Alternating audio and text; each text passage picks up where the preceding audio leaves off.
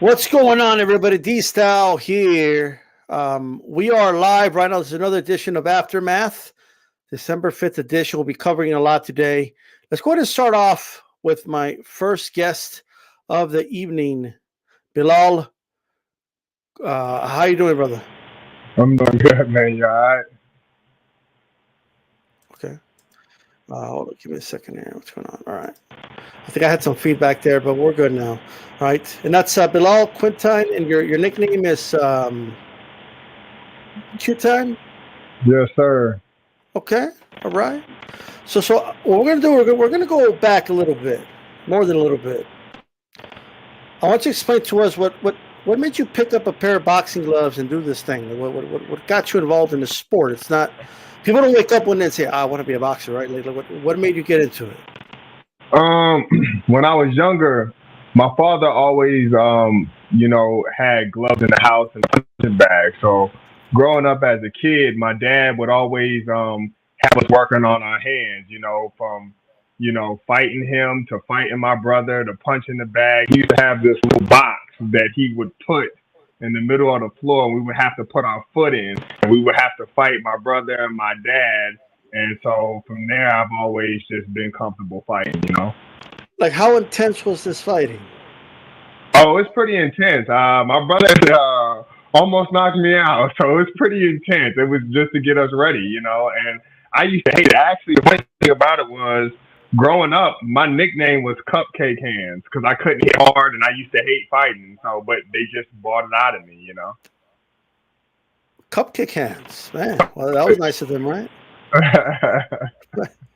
Okay, so kind of like you had to have your foot in the box, and you couldn't. If you stepped out, you lost. Was that the whole point, or? Yeah, you had to keep your foot in the box. I mean, the box was only big enough for like two people's feet, and you would keep your lead foot in, and you would work around inside the box, moving your head and blocking and punching. So it wasn't necessarily for boxing. My dad just always felt like he had boys. I had two sisters, and you had to be able to protect yourself. So that was just more so self-defense type thing. And from there, I kind of just went on with it. Just happened that way. Okay, Hmm. very interesting. All right. So you started doing so that's what kind of doing that, I guess, led you to go to a boxing gym eventually. Yeah, eventually, before that, it was a bunch of trouble in school. I would get in trouble for fighting like every couple months. I was always getting suspended. So when I asked my dad to go to a boxing gym, he actually was like, no, he was totally against it. It wasn't until I moved out of my dad's house that I took myself to a boxing gym. And that was around the age of, I'm actually a late bloomer. I started at like 20 years old boxing. You know what I'm saying? Like really boxing. Okay. All right. Talk to us about your amateur career. How did that go? My amateur career was, it was short. I had 15, 16 fights. I lost my first two fights. And after that, I basically knocked everybody out. I went open like after my second fight and literally was going to tournaments and knocking everybody out. So that's kind of how my amateur career went. I didn't have, an extensive amateur career like everybody else, like nationals and all that. Around the time that I was supposed to go to nationals and things like that, COVID and things just started, sparking up and kind of prevented all that. Okay. So you see, you mentioned you lost your first two amateur fights. I'm just curious, because you described the way, if you we'll call it boxing, what you were doing with your dad and your siblings, putting your foot in the box and stuff like that. Obviously, when you do amateur boxing, I've noticed that there's a lot of movement in amateur boxing. Was that part of the reason why you lost? Because they were doing a lot of movement around the ring? No, I lost because I was in my head. I took it too serious. So when I got into boxing, when you first get into it, you think, oh, I'm fighting. I got to be so serious. I got to be so intense. But there's actually a calm before the storm. I know it sounds cliche, but that's really some truth to it. It's like you've already done everything that you need to do if you did what you were supposed to do when you get to the fight. So when I first got to my first fight, I was in the locker room. I didn't talk to nobody. I had my headphones in. I'm so mad, Man, I got in that ring and it was like my anxiety. It got to me. It was like I threw 2 punches and I was tired. So I think getting used to the crowd and getting used to boxing gloves was the big difference for me, Okay. So you were like mean mugging backstage, you're a little too caught up in the moment. Yeah, I got a little bit too caught up in the environment of boxing. And then my father actually told me, "Hey, you've been fighting all your life. You know what I'm saying? It's no different. It's just people with gloves on." And so I was like, "You're right," and that's how I started winning. Just looked at them like we fighting. It just is what it is. Okay. So then you made a decision to go pro. Mm-hmm. Was that an easy decision? Did you already know? Did you already know you were going to go pro? Was it something you last minute decided? How did that decision process go? I knew I was going to go pro. I already had in my head that I was going to go pro. Like my amateur career was, even though it was short, it was always a goal of mine. But at the time, me being a father and having to do things, it kind of derailed my whole amateur career here and there. But when I went pro, it wasn't like, oh, I was forced or anything. I already knew that I wanted to go pro. So, all right, okay. Now, when you go pro, as you already know, the gloves are smaller, right? It's a different feeling. How was that? Like when you're in the dressing room, they're wrapping your hands and they put on the gloves on you. Like what? And you look at them. Because they're smaller. Like, what was that feeling like, or was it whatever to you? It was whatever to me. I was fighting in like I said, I had a nice hand game in the street, so it was like, hey, the gloves to my eyes, like, oh, it's a little bit of protection on the gloves, but in the streets we didn't have no gloves when we was fighting. It was straight knuckles, so it was like if I can move out of the way of knuckles, I can move out of the way of a pair of gloves. Okay, all right. Makes sense. Look, explain to us like a preparing for a fight. You've been doing 4-rounders. Well, what's your preparation like, just to kind of avoid overtraining, but not obviously, but training enough. Like explain to us your old training regimen. Well, I come out of Moose's boxing academy, and he doesn't look at 4-round fights or things like that. I train for like 12-round fights with him. We have strength and conditioning, 4 times a week. I spar 3 times a week. I run every morning, and I just go about it just like that. I don't really look at it like, oh, I'm training for a 4-round fight. I don't get wrapped up into where I'm at now. I always look ahead, like, you know what I'm saying? I'm not going to be a 4-round fighter forever. So why would I train for a 4-round fight? It was the same with the amateurs. I didn't train to be an amateur. I trained to be a pro. So I'm not looking at a 4-round fight. 4-round fights are getting, that don't get you a world championship. That don't make you a top contender. So I don't train for 4-round fights. I'm training for, later on down the line. I'm training for the 10-rounders, the 12-rounders. That's how I think. So it's just like any other training camp. Okay. So basically, if it was up to you, I mean, all these fights would be 12-rounders pretty much. If it was up to me, they would be longer. I wouldn't say that they will all be 12 rounders, but Gotcha. The goal is for all of them to be 12 rounders because that means that you have a belt. So, yeah, that is the goal. But now, what do you know about your next opponent? Chukwuka? I'm not even sure if I'm pronouncing it right. Willis has an upside-down record, but does have over 20, pro fights. So what do you know about him, if anything? I know that he's a tough guy. I know that he does cross training between mixed martial arts and boxing. And with that being said, I know that he's tough. I actually got a couple people that fought him before who was like, yo, he's really tough. He's hard to stop. He can take a punch and things like that. But that's really all I know. I don't really care, you got to get in the ring with me. So it's just a whole different story. My experience with him is different than everybody else's. When you go to a ring, did you have that mentality, you got to get a stoppage, or if the knockout comes, it comes. Like, what's your mentality going into this fight specifically? You want to look spectacular? It's a W to W? No, of course I want the stoppage. I'm not gonna get up here like, oh, I don't want the stoppage, but it's round by round. I don't go in there like, oh, I gotta knock him out. It's like whatever he gives me, I'm gonna take it. And if he doesn't give it to me, I'm gonna make him give it to me. And now I'm looking at it. I'm in there to execute my game plan. So I really don't care what his game plan is. I really don't care what he does or who he trains with. I got a job to do, and we're gonna do it my way. December 9th. December 9th, we're doing it Q time way. There we go. There we go. Do you think a lot of fighters, especially up and comers, prospects, do you think they get caught up with the whole? Oh, I gotta go out there. I gotta knock this guy out in 2 rounds, and you think a lot of them, get wrapped up with that?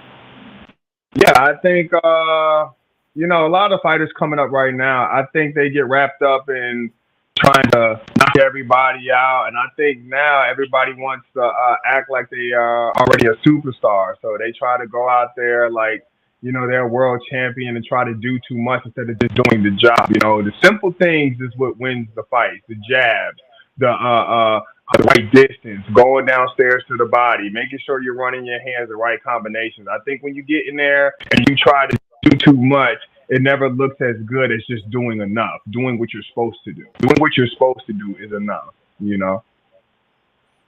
Yeah, absolutely, absolutely.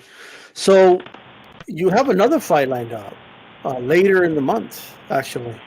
It's going to be a 6-rounder against Hicks Jr. He's 4-0.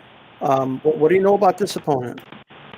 I know that he has a lot of hype behind him because he was an Olympic captain. I know that he's been a Golden Glove national champion. I know that he has a lot of accolades with his fighting career, but I know that he's not that guy. I know that he's not that guy. And come December 30th, when I go to his home, he gonna know. Everybody in Detroit gonna know that he's not that guy. Man. Detroit's been put on notice. Okay. Now, when you say he's not that guy, are you going by eye test or like just things you've heard, or what are you going by? I'm going off of just like what I've heard. Not what I've heard and what I've seen from him. I think other people, they look at me and they're like, oh, he doesn't have an amateur career and he doesn't have this and third. We in the pros. We in the pros. What we talking about the amateur career for? No, I didn't have nationals. No, I didn't have Golden Gloves. That doesn't take the fact of when I come up there to fight, I'm not going up there to lose. I'm not going up there for none of that. He's not that guy. Like, he's not I don't see it like I'm a dog. I'm not going to sit over here. The people who know me and they see me fight, they know a dog. And a lot of times these guys don't know they dogs until they in with a dog. And so come December 30th, he's going to see what he in there with. Hey. Okay. Tell everyone who hasn't watched you fight yet, describe your, when someone watches you fight, when it's Q time, what type of fight are we going to see? What type of fighter are you in that ring? Honestly, man, I'm a showman. I'm very comfortable under the lights. I like to smile. I like to put on a show. I like to show skills. I can punch. I can box. I can go to the body. We can fight on the inside. We can fight on the outside. I'm me. That's the best way I can explain it. I'm me. I don't try to mimic nobody's style. Nothing. I'm me. So if anybody who's ever seen me fight and they know about me, they're like, yo, he's a fun fighter to watch. Since amateurs, I've always been exciting. And that's the kind of guy I am. Okay. I'm guessing you like to fight a lot on the inside? This is how you started? I'm comfortable on the inside. I think a lot of people feel like because I'm 6'2" and I fight in the 154, 160 weight class, the cliche is that somebody's tall likes to be rangy. You can come in here if you want to, and you can get some of that in the box action like when I was a kid. You know what I'm saying? Right. Like I said, I think he's got some experience with that. That's actually a good way, right, to train how to fight on the inside. Really, if you think about it. Okay, but definitely not. You evolved to where you could box on the outside, mid range, all that. Yeah, definitely. Okay. All right. Now, what's the assuming everything goes as planned for you, right? Let's say you win. on the 9th, later on, right before New Year's Eve, and you close out 2022 the way you want it. What's your New Year's resolution for 2023? Like, what do you want to accomplish next year? I don't know, man. I don't really. In this game with boxing, you can sit here and say, I want this many fights, I want this, that, and third. This is not a game where things are like really like planned out. Things just happen. My job for 2023 is whoever wants a contract is to be ready. That's my job for 2023. I don't really have no New Year's resolutions. I know that I got to do what I got to do every single day is to be in shape and be ready to fight. So whatever happens 2023, I'll be ready for it. Ready, okay. An interesting topic that's like is sparring. I keep hearing a lot about it, at least in recent years. A lot of footage getting leaked and fighters saying, "Oh, I got the best of you, and I knocked this guy out in sparring." Oh, here's a clip of me, hitting this dude, that dude. Like, we see a lot of that now. Like, I've been noticing the trend anyway, right? And I guess fighters do that a lot.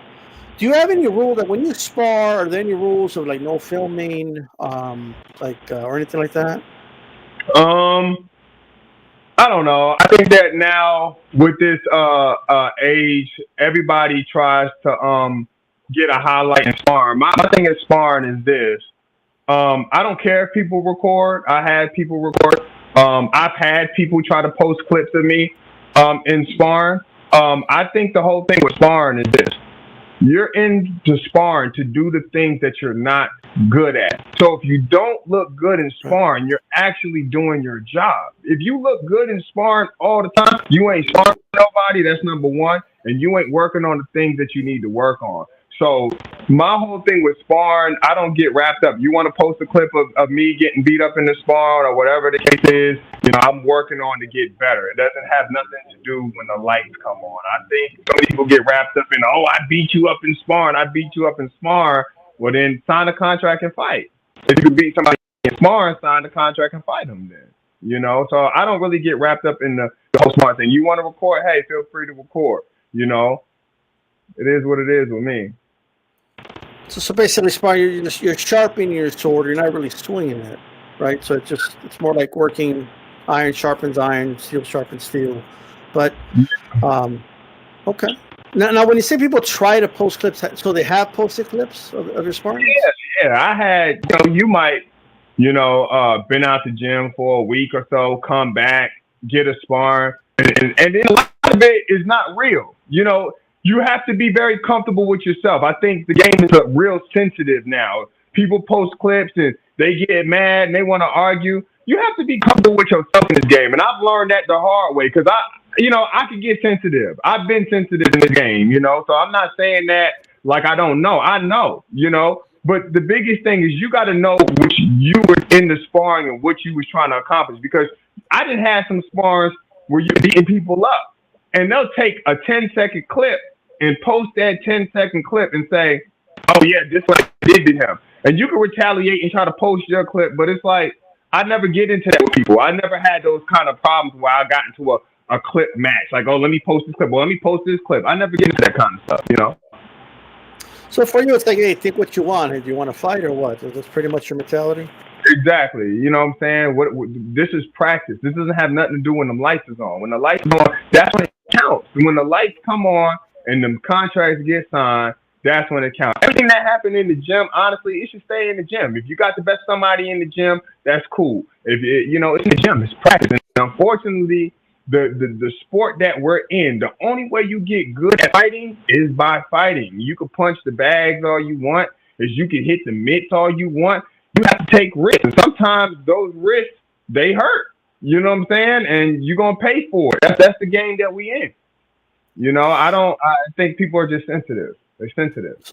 So just to get an understanding, right, to help the audience understand. So let's say there's a fighter, no one in particular, it's any fighter, and he struggles a lot on the inside, right? So then when he starts sparring, him or his trainer can say, look, in this sparring session, you're going to fight on the inside. You're not going to go on the outside. You're going to work on that. And if somebody films it, since that's not his strength, it's going to look like, man, he's getting beat up in there. Right? Is that something that regularly happens in sparring?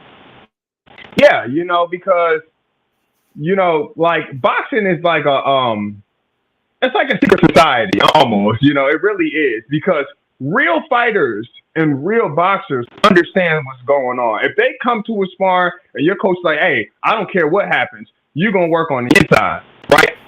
Everybody in the gym who really fight are like, okay, no, you got to move over. Like, especially in my camp, Moose's Boxing Club. Like, in our gym, we have a really tight team. So, like, today I had a spar, and it was a tough spar, and we worked on different things. And my coach was like, nah, I want you to keep doing this. And everybody on the outside of the gym was like, hey, it's okay, step over, do this, do this, do this, do this. So fighters understand, real fighters understand what you have to do. People on the outside are just like, oh man, he's getting beat up, he's getting the best of him. But they don't know. They don't know. So you just gotta that's what come with this game, man. People don't really know boxing for real. They really don't. There you go. Like Roger Mayweather used to say, people don't know shit about boxing, but no, man. Yeah, well said, man. Look, can you give us some names of guys you've sparred before that we may know? I've sparred a guy named Brian Norman. He's probably some of the best work that I've had. I've sparred. I went up to Philly. I sparred a guy named Carnell Wheeler. He was great work. I've had some rounds up in Cincinnati. Out of Mike Stafford's camp with a guy named Quayshawn Toiler. He was good work. I came down. I got work with I got great stablemates. I got a guy named Ahmed. He's great work. I got another dude named Antonio Todd. Great work. So I mean, I'm getting good work. And I've been traveling around and getting good work. Okay. Now, something I'm curious about, since you've been sparring guys and all that, is the southpaw advantage still a thing? Like, you're an orthodox fighter. Mm-hmm. Is it still like a thing that, like if you sparred a southpaw, does it give you some problems, or is there enough southpaws enough now where it's not that big of a deal? When I first sparred a southpaw, I thought it was like the most difficult thing in the world because the angle was off. But it's really not no advantage for real. The only real advantage that there is that they have seen more right-handed fighters than we see left-handed fighters. You know what I'm saying? Right. So, but all in all, if you really just take the whole southpaw and orthodox thing out of it, it's just a person in there with two hands like you. You just got to figure it out. So I don't really think it's an advantage. It's a little bit different because you don't see it that much, but there's no advantage. I'm not even going to give them that kind of action. There's no advantage to it. You just got to figure it out. Okay. All right. Yeah, because I could imagine back in the day when there was far less southpaws, because even lefties were taught to fight orthodox, right? Mm-hmm. Then I could see why it was such a big deal, and it probably still is, obviously. But I think southpaws are more common nowadays than they were back then, even though there's still more orthodox fighters. But all right, so there's nothing in particular from what you answered from 2023. You're just gonna. There's no destination. You're just gonna do the journey. Right? Yeah, see where it takes you. Yeah, I think you get caught up in the destination, and when you get caught up in the destination, you lose focus on the journey. The journey is really the destination. How long can you stay focused for? That's the real destination. How long can you stay focused for?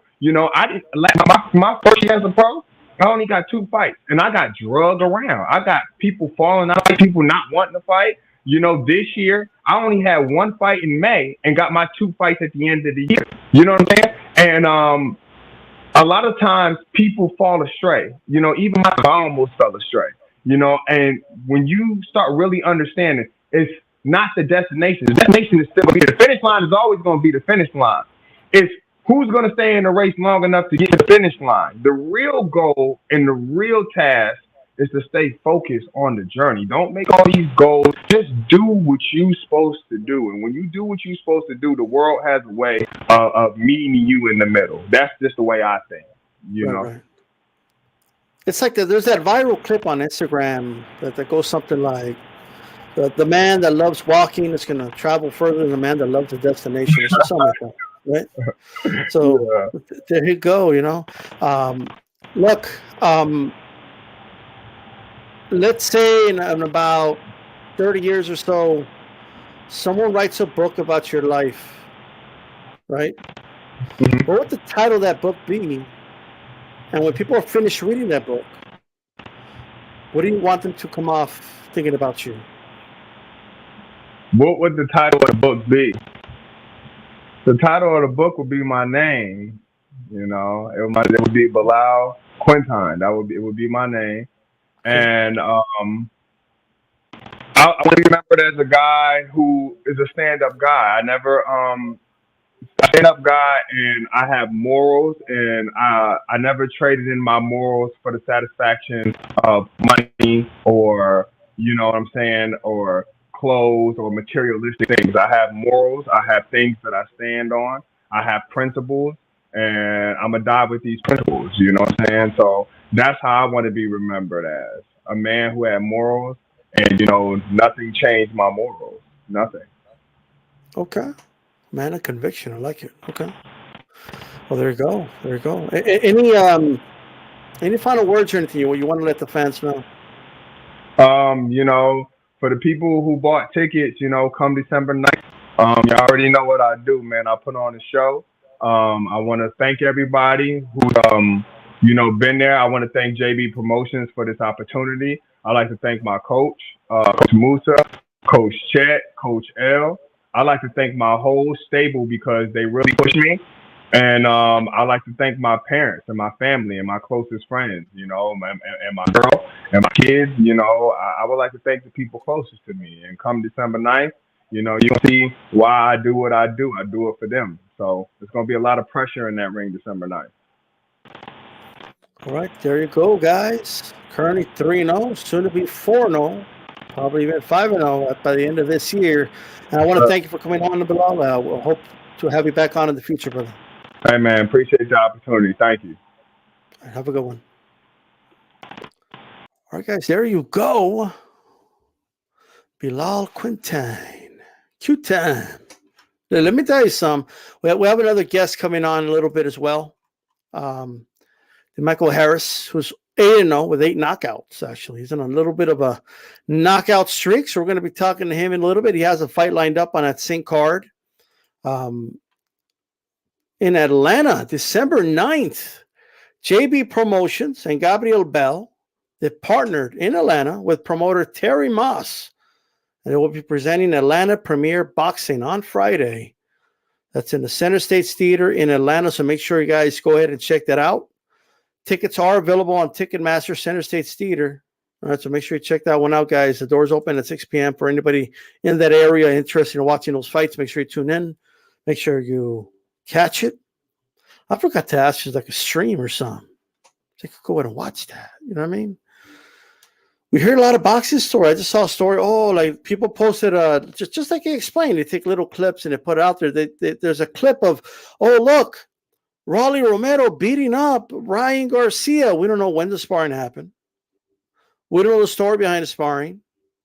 We don't see the full footage, right? We just see the footage of the moments that Rolly looks good. Well, good for him, but what does that mean?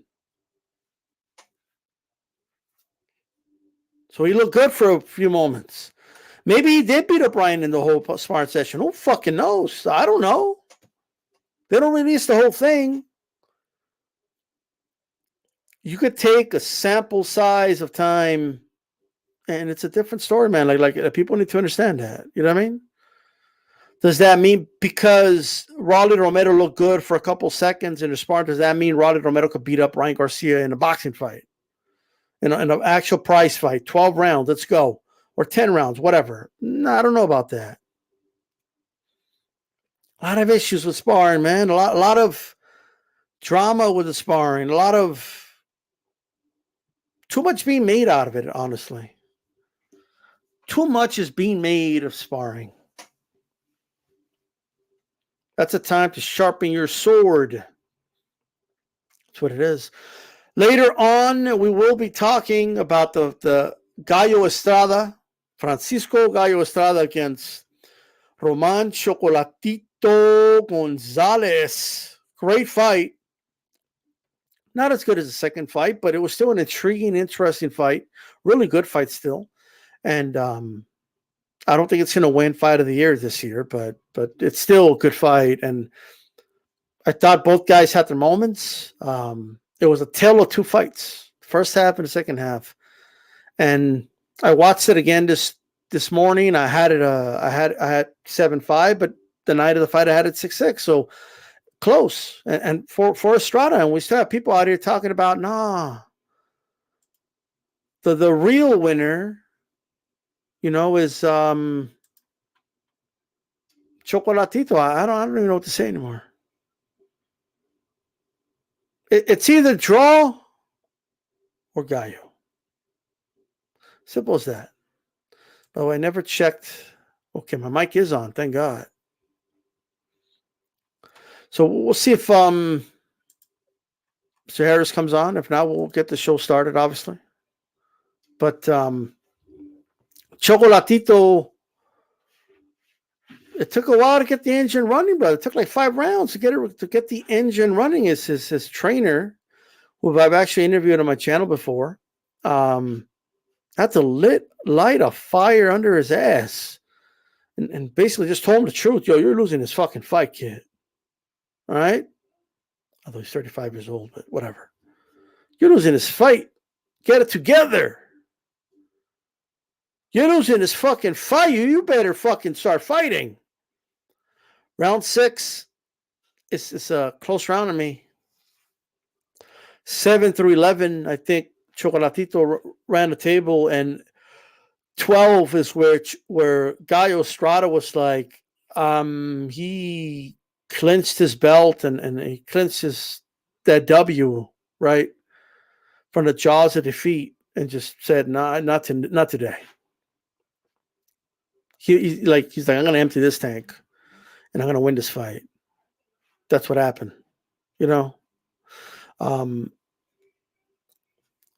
I think, people were calling for the retirement of Chocolatito. I don't know, man. I look, obviously I want to be against the retirement. Like he's had an amazing Hall of Fame, legendary career, but he could beat a lot of guys still. I'm just saying. I still think he beats a lot of these guys, man. In my opinion. I think he beats a lot of them. We saw what he did to Martinez, and Martinez moved up.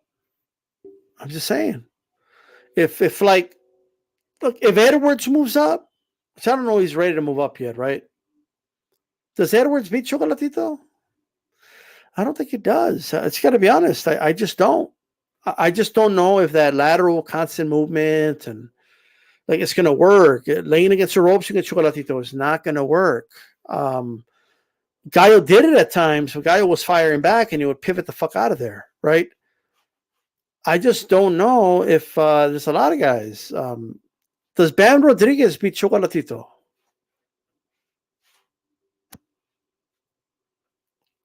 I know there's already people that think Bam could beat Gallo, but I don't know, man. I think Bam belongs at 112 right now.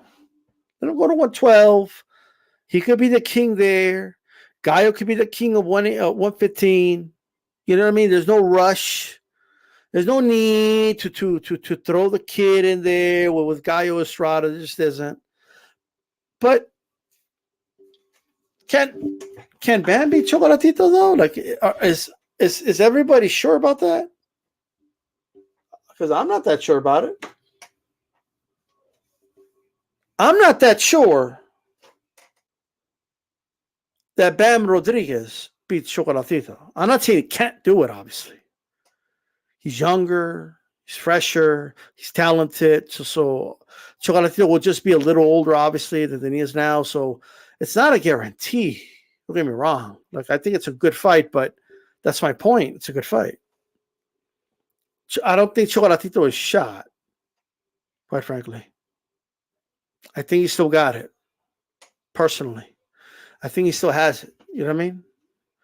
I'm going to send this link out to the guys really quick. Do. I want to give my quick take on Fury Chisora. What a disgrace that fight was, man. Disgrace. I'm sitting there watching that shit, and I'm thinking to myself, why? Why are we here? Why is this fight happening? Nobody wanted this fight. And why hasn't the ref stopped it? Why isn't the corner of Chisora thrown in his towel already? The dude's taking a beating. He's taking a beating. Round after round after round. Like, the dude just taking a beating. And it takes forever to stop the damn fight. And then to me, it's my opinion. I wonder what you guys think. I think Fury was carrying him, bro. Like, I think he was. I think he could have ended that fight a lot sooner. And Chisora looked like a man that wanted to be taken, like, he wanted the misery taken out of him. That's what he wanted. And Fury was just holding back for whatever reason. Maybe he wanted to, I don't know,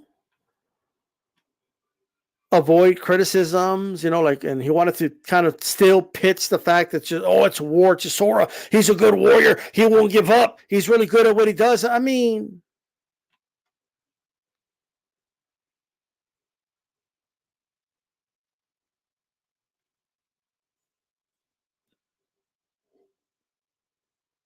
you're getting criticized for the fight anyway, right?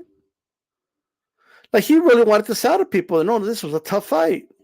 It was a dangerous fight. No, it wasn't. It was not a dangerous fight. By the way, they're already dropping the Easter eggs about a fourth Wilder fight. People think I'm joking when I say there's going to be a fourth Wilder fight. Like, people think I'm joking and shit. Oh, come on, D-Style, don't say that. Fourth fight? You're crazy, D-Style. That ain't going to happen. No, it's going to happen. I promise you. A fourth fight's going to happen. More than likely. Other factors can always, like, if Usyk beats some, or if he does a Joe Joyce fight instead, maybe next year. Who knows? You know what I mean? We will see. But let's go ahead and welcome our next guest. He is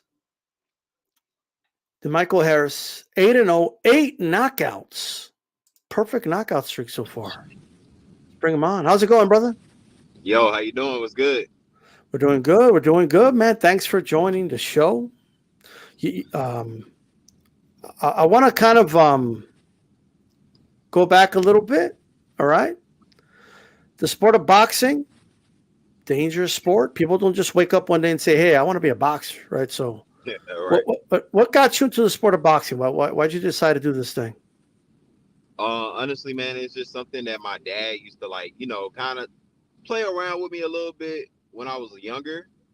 And then I used to always get in fights and stuff. I wasn't a bad kid. It's just people would bully me a little bit. And because I was so skinny. But so I could always pretty much fight. But one day I was sitting at home and I had just got done with high school, and I didn't go to college that year. And my dad was just telling me hey, it's a boxing gym, down the street. I think you should go check it out. And I ended up just checking it out, and I just stuck with it. Okay.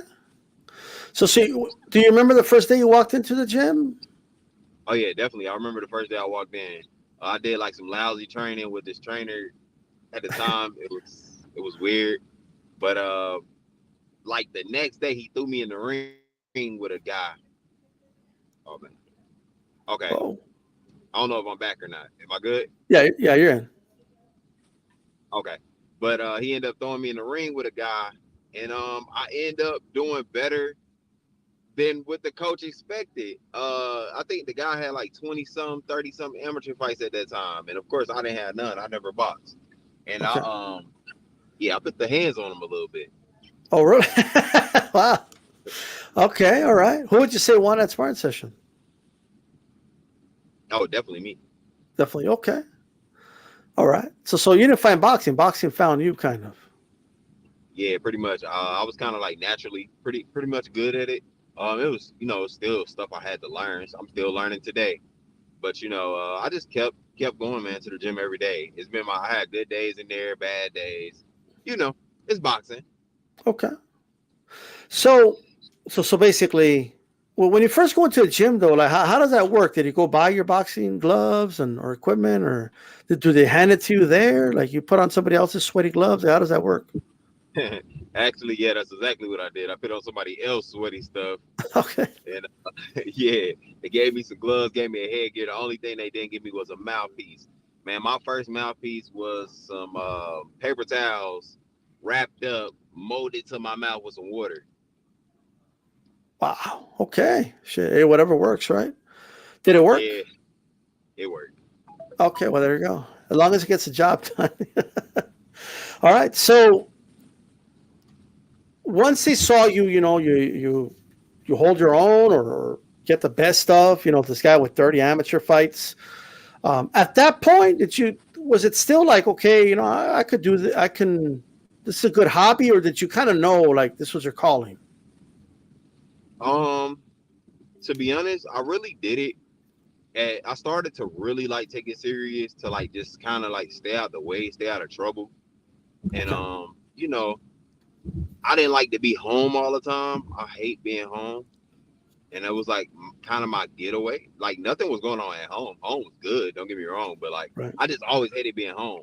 And like this was like my little getaway, and I like it. I love boxing so much. End up that coach. Of course, he's not my coach anymore, and he was only my coach for probably like 3 weeks, and I went to another gym.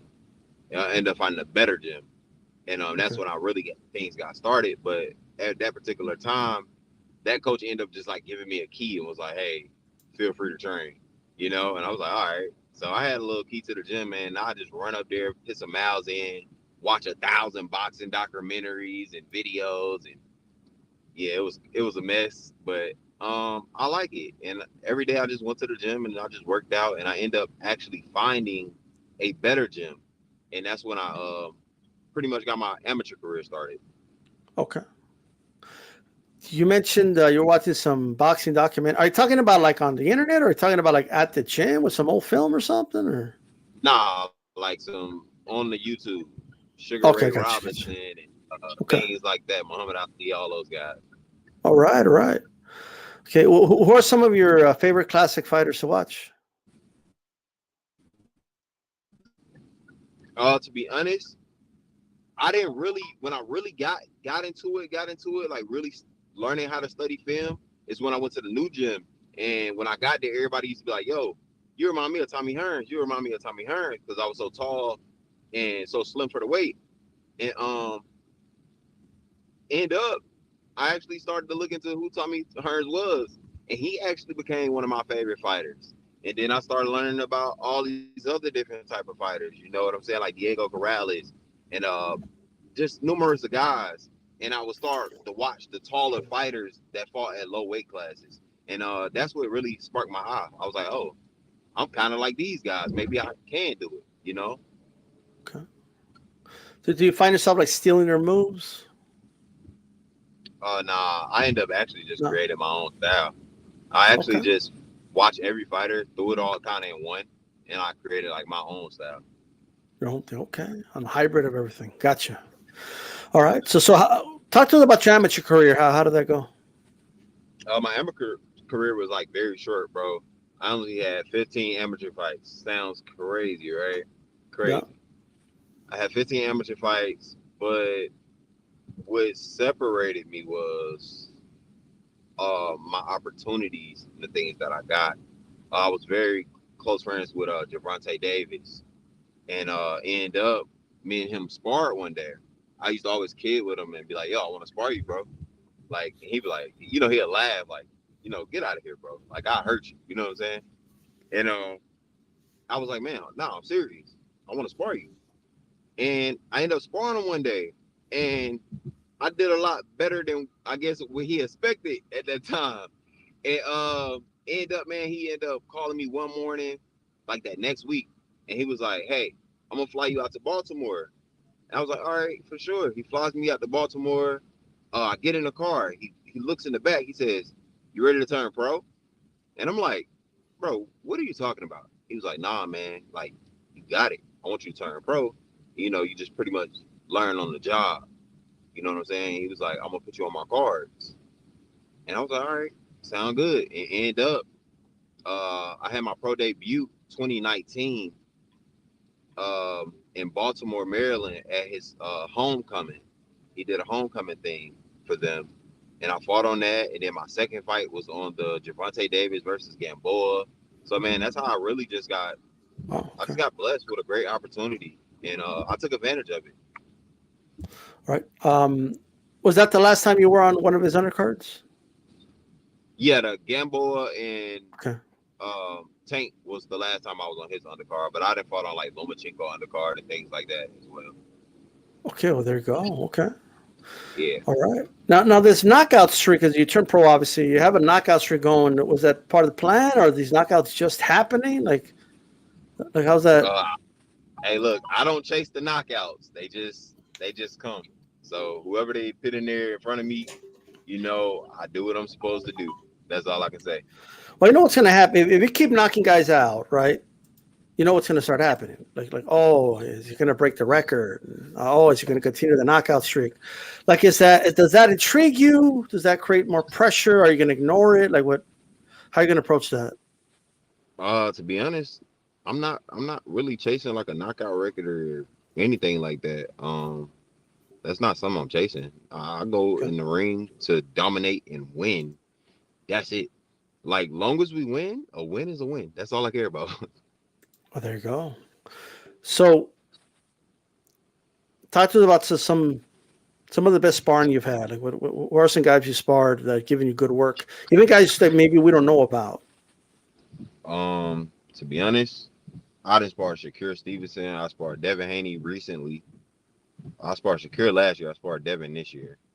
I was in both of their camps. And like I said earlier in the conversation, I sparred with Javante. I actually ended up sparring him multiple times after that. And man, it'll have to just be those three goats right there, man. To be honest, it'll have to be those guys. Those were like the best people I sparred with. Don't get me wrong. It's been some local guys that have gave me some cool work, but nothing like the top of the line. Nothing like the top of the food chain. Yeah, sure. Yeah. Now you're based out of Georgia. Was that because of boxing? Is that why is that when you decided to turn pro? Actually, no. I ended up moving here. I had been about 13 years old. I started boxing at 19, so it was I didn't move here. Okay, so you're already there. Okay. Yeah, I was already here. Okay, gotcha. Now you have a fight lined up on the 9th against this guy, last name Alfred. What do you know about this guy? Kalen Alfred. He's a guy with a 50-50 record, and he has fought all great competition, man. He didn't sit there and fought the number 2 guy in the world at 130. He didn't fought Elvis Rodriguez, who was once with Top Rank at one point. He fought Jeremy Hill. He got 2 draws with some more decent fighters. I just know that he's a fighter. He comes to fight. I know he's probably gonna bring his A game. But it ain't nothing I'm really too worried about because I know what I can do. But I think he's a good fighter though. Okay, so the record's a little misleading, is what you're saying? Oh yeah, definitely. His record is definitely misleading. All right. Okay. Now, after that fight, assuming you win, and I believe you will, What's your New Year's resolution for 2023? What are the plans for next year, if any? 2023, man. Honestly, I'm going with the flow. I'm going whatever my team got lined up for me. I know they got some big things lined up for me. I'll be pulling in my first 8-rounders and my 10-rounder for next year. We talked about that the other day. And to be honest, I'm just excited. I'm soaking it all in right now. And I'm just taking fight after fight and looking to, always get the W and just continue to grow my record, grow my talent, and just become a better fighter, fight by fight. That's all I can do. And hopefully, man, by the end of next year, I will be like that top prospect for sure. Want to be so that can be a goal. There you go. Yeah. Do you think maybe some regional belt or something by next year? Hey, like I say, man, whatever they offer me, I'm gunning for anybody they put in my face. You put them in my face, I'm gonna show you what I can do. No matter if they 20-0, I'm gonna show you what I can do. That's all I can do, man. That's all I can say. All right. So this boxing thing, I want to kind of gauge because boxing is important to all fighters. That's why they take up the profession. But if I'm not saying it won't, but if this boxing thing, like how important is it for you to succeed in boxing? Because if this doesn't work out, right, do you have a backup plan? You know what? That's funny because I never really sit there and I think about backup plans no matter what I've done in life. And actually before boxing, I'm pretty like a tech guy, I'm pretty like good on computers or whatnot. So I was making like pretty good money like back in the day as like a teenager on the computer. And that was like a thing that I took serious and I did it. Woke up every day, did it. I never thought about a plan B. And then, I kind of like found boxing and I fell in love. So, whatever God got for me is going to be. That's how I look at it. Because you don't know what you could be doing tomorrow. Like you could hit the lottery and become a millionaire and you be like, all right, forget boxing. So you just never know, man. So it's whatever God got planned for me.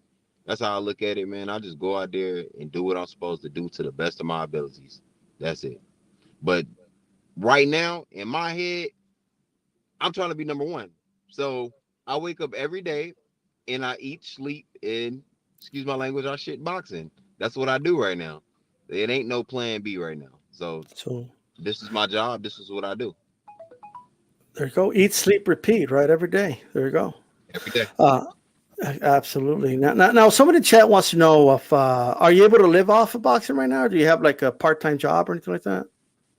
I live pretty good. Okay. Doing good for yourself at the moment. There you go. Yeah. Okay. All right. So, are there some guys, and you don't have to give names or anything, but are there some guys at the top of your weight class at 130, at super featherweight that you look at and you say, man, I could beat that guy? You know what I mean? Like that you look on TV or whatever, are the guys that you're confident if they give you a shot right now, not saying that would be what they would do, but if they did it, like that you feel confident you could beat them? When it comes to like prospects right now, I think that I'm talking about definitely the top guys. Like let's say in the top 25. Oscar Valdez, I think I would definitely beat him. Whoa. Okay.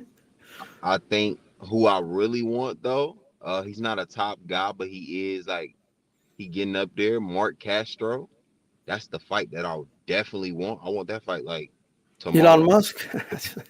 Yeah, little Elon Musk. That's who I want. He looked just like him. I just watched him fight the other day. I was like, wow, this is just like Elon Musk. But those guys, man, I don't doubt myself with nobody. Just again, give me time, give me preparation, and I'm gonna do what needs to be done. There you go. Man, that's some confidence. So you believe it right now you could beat Oscar Valdez. Wow. Yeah, I think so. Okay. I think he just runs into a lot of shots. I think he runs into a lot of shots, a lot. And I think that he don't need to get hit with one of these. That Castro fight is possible, like maybe 2024 or something like that. Like that's a fight that could happen. But it's been offered to them, but oh, really? Okay. And they said, nah, we're good. they don't want to fight. He bought Twitter, but he won't fight you. Okay. Yeah, I'm gonna keep picking with him though until he does, because that's the fight that I really think that like that's my breakout fight. Like that's a good fight for both of us. I think. Well, of course when they're ready, and I think that's gonna be the one that's gonna put me like on top of everybody's Okay. list to be like, wow. Well, what do you want to say to him in case he's watching? I'm gonna knock This his will get ass out. So I'm gonna definitely knock his ass out if we ever fight. I'm gonna knock him out. Like it ain't going the damn. distance, none of that. Like I'm gonna knock him out. I Just got my like that. reasons. Okay. Well, there you go. So you're not going to tell him why or how, but just so he knows, Oh, you're it's putting him definitely on gonna happen. notice. It'll Man, happen. he Okay. get hit. The guy get hits by scrubs with too many clean shots. No head movement, just flat footed. Just Now, just putting this out there. If he wants to prove you wrong, he could sign to fight you, and then right. I mean, that's it's gonna be bad. It's gonna be bad. It's gonna be bad. okay. What are some like to you besides because you've already sparred like you said Shakur, Tank, Devin Haney. Besides them, right? Who Yeah. do you think's like right now when you look at boxing and it should be any weight class? Besides the guys you've already sparred, like who are some guys you look at and you say, okay, those guys are the top of the food chain in boxing right now? Now, who do you look at right now? You talking about like any weight class? Any weight class. When you say like top of the, you talking about like the champions or like the Like pound prospects for coming pound. up? Pound for pound. Oh, dang, that's a hard question. Um, shit. Right now, I'll probably have to go with Tyson Fury, number one.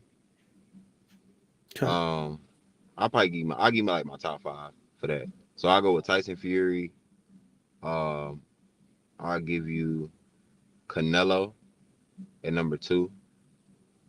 Um, Earl Spence. Um, what's the small guy name? The Monster. Not sure in a way. Yeah, Inoue? him. Yeah, him, because he dominates his weight class like clean. Um, and I'll probably have to throw Devin Haney in there because he got the undisputed. All right. No love for Crawford. Terence Crawford. I gotta see Crawford fight Spence. Oh boy. Okay. Yeah, that's the fight I wanna think see. we all Don't want to get me see that wrong, fight. like Crawford, like I feel like everybody throw him in the pound for pound list, and I'll be like kind of like why, Oh, but I don't see him. Like I see him like being up there, like for the pound for pound, but like people have him like some people have him like number one, and I'm just like, bro, no, 1, 2, or I don't. 3. Yeah. I disagree. Yeah, I disagree. And like Okay. it's other fighters that are out there that deserve that spot. So you had Spence in the top 5. So Spence has just accomplished more and proven more in the weight class than Yeah, Crawford. yeah. Right. For 147, man. I mean, he pretty much dominated everybody he needed to dominate. He still got to fight Terrence because Terrence moved up to 147. I think he had like 2 fights there, and that's the fight everybody want to see, and that's gonna be a good one. But I think Spence deserves, what he got right now. Okay. Well, there you go. He's beating nothing but champions for those belts, 3 of them. So Yeah, if he beats Crawford, he'll be 4 champions to become right, undisputed. and that's good. Yeah, So, that's good. I what don't want about to see him Jermell? fight 30. Oh, Jamel Charlo. Yeah. Which one are we talking about? The 160 pounder or the 150? Jermell's the 154, undisputed. I don't see him in the pound for pound. No, okay. So you think he's good, but maybe the weight class isn't as competitive or something? Yeah, I wouldn't. Yeah, I would say more of the weight class is not as competitive. I think a good fight for him right now will probably be against a tall guy. What's his name? Oh, Fundora. Fondura? Yeah, Yeah. I think that'd be like an interesting fight. I actually got Charlo winning that fight, but I think it's actually pretty interesting. I would like to see that fight. Yeah, that guy's freakish tall. Yeah, For he's sure. like, yeah, his weight is crazy. Like his height is crazy for that weight class. I always Unbelievable. thought like if somebody clocked him, they would drop him because I wonder like how does he keep his center of gravity? I mean, he's just like a twig. I Yeah, mean, what's the name? What's the name? Dropped him. Erickson Lupin. Lupin. Yeah, he Yeah, did. yeah, he dropped him. I mean, Then he he got. bit down on his mouthpiece and got him. He got him. Caught him. That's But right. Fundura was just a little bit too much. For sure, for sure. Look, obviously, we're looking forward to see what happens. I'm expecting you to win, obviously, on the 9th, more than likely. I'll be shocked if you don't. Next year, we'll see where your career takes you. All right. Um, Anything you want to say to the fans here watching? Before we let you go.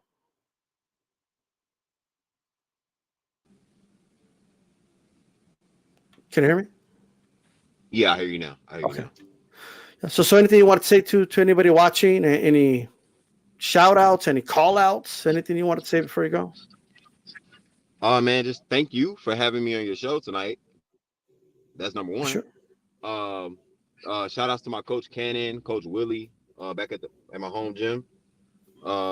December 9th, center stage on the main event. Looking to go 9-0, 9 KOs, and put on an excellent performance. Keep building my record, keep building my name, and prove that I'm one of the best. Well, there we go, man. Hey, hope to have you back on in the future, brother. You have a good one, man. Thank you, man, for sure. There you go, everybody. There you go. DeMichael Harris. He did answer that haplotype about the fighters he was watching, like on old film and stuff like that. The answer to your question would have been like Tommy Hearns and some other fighters that he was watching.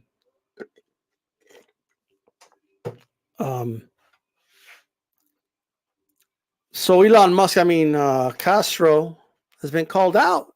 I don't know about Castro, man. Like I heard a lot, but he struggled in fights that I don't think he should have struggled in if he was who people said he was. So Michael Harris is calling him out. So if he wants to do it, do it. Like shit. I'm not about ducking that smoke. I'm all for the smoke. I'm all for making these fights happen. You know what I mean? So there you go. There you go. Shout out to Nando. Saludos. Happy holidays, everyone. Please jab the like. Absolutely.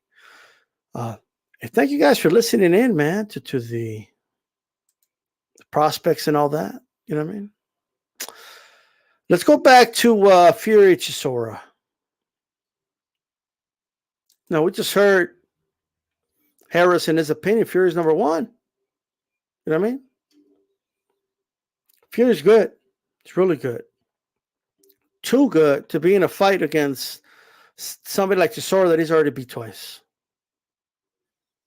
That was the most pointless fight ever. Like it's up there. Hellenius is another pointless fight, obviously. Pointless, and upsetting. Upsetting to watch that. And I don't even know what else to say about that, other than I hated that fight. You know what I mean? I sat there, wonder what the hell I'm watching. Already having low expectations, by the way. Hoping Chisora lands the punch from the gods. Hoping. Didn't happen, but what are you going to do?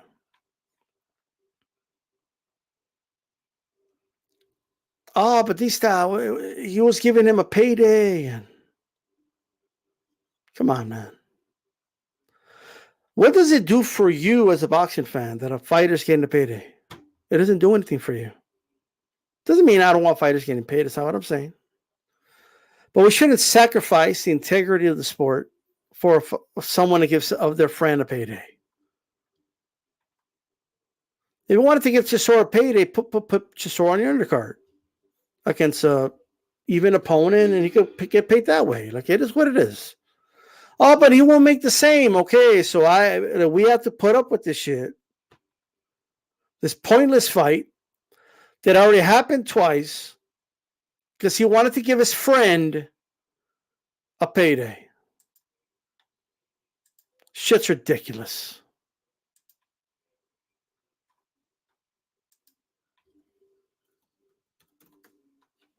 Gonna have some people come on a little bit, by the way.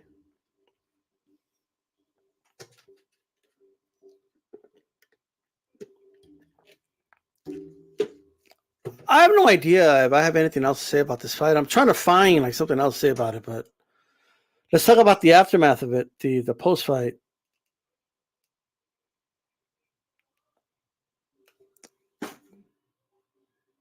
He calls Usyk to the ring. Usyk gets on the ring apron. Can Usyk get in the ring? Let the guy get in the ring, get in the center of the ring, and do the call out that way. What are we doing? Dude's in the ring apron, yelling like a fool, screaming.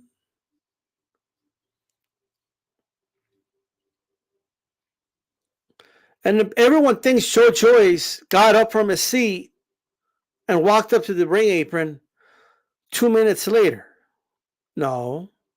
Joe Joyce and Usyk got up at the same damn time. Usyk just got there much faster. We all know Joyce slow as fuck. It took Joe Joyce like a whole minute to tell the dude he wants to call him out. People, I'm not kidding, by the way. Joe Joyce and Usyk got up from their seat at the exact same time. Usyk just got there faster. We all know this fucker's slow as fuck. Like it took him forever to get in the damn ring.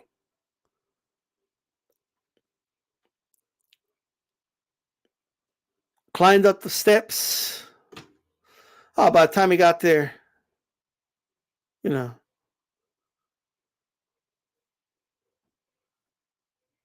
Usyk wasn't hurt. Dudes with gap teeth don't get hurt. I got gap teeth. We don't get hurt when people say shit. Crawford's got gap teeth. It means you're special. It means you're good at what you do. That's what that means. Grower fight. Stay busy fight, folks. Only upset because Fury shit on it every mention AJ as a potential opponent. I'll take Usyk any day. But yeah, like this, it could have been. Think about this. This could have been AJ. Like, you know what I mean? But or he could have waited a little more, and it could have been AJ. It's just, what was the rush to fight so soon? And why Chisora? I'm just saying, you know. Anyway, if the panelists come in, they want to talk about. They're gonna talk about the fight. I ain't gonna talk. I'm done talking about the fight. This vodka with water, by the way. Not. Just kidding. So what I should see. It did not hurt me. Shout out to Crawford. Shout out to Usyk. Shout out to, who did he say? Shaker, Madonna. Like, you know what I mean? Like I'm just saying, bro. Mike Tyson. That's why he talks like that. Mike Tyson. Mike Tyson will put his tongue under his gap teeth. That's why he talks like this. That's how I'm able to do the voice. Okay, like that's how he talk, bro. Okay, I'm just telling. Anyway, I don't want to talk that way, but anyway. My best time was when I was in prison because I didn't have to deal with other people. Because they when you had money, they just wanted you around because of their money. But anyway,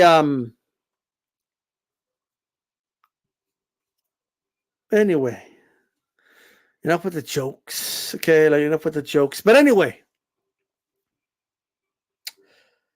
what we have here is failure to communicate. We're going to talk about some people, brother. We're going to talk about some people right now.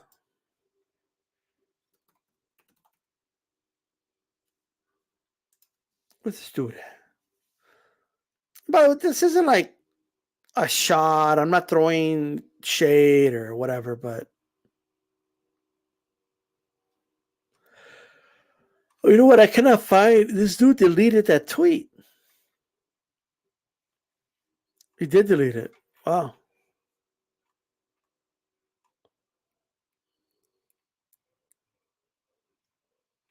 He deleted it. Oh, no, I didn't delete it. Okay, there we go.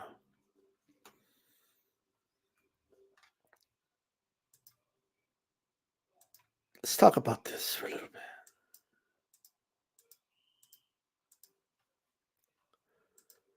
If I can get this shit up, shit. This window up. Pause. I get this window up. There we go.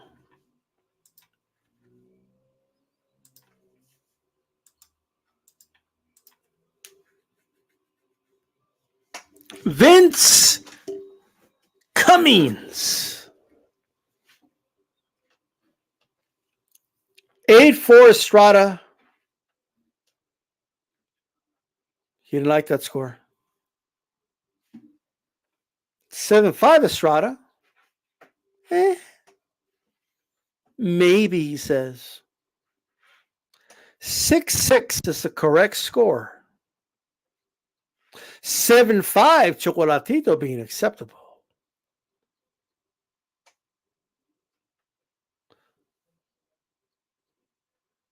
And it basically says, pretty much people don't know how to score fights.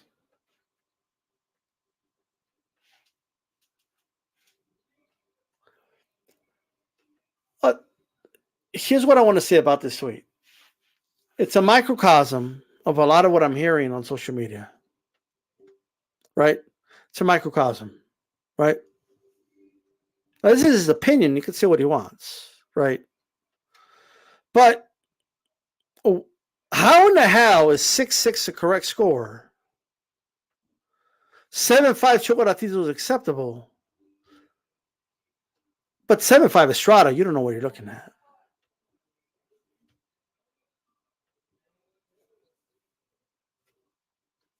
I mean, come on.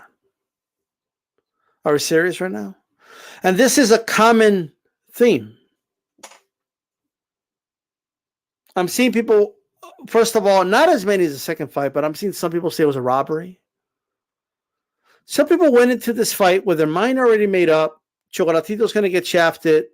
And they give, like, a fighter that Eddie Hearn in the zone is investing a lot in, by the way, right?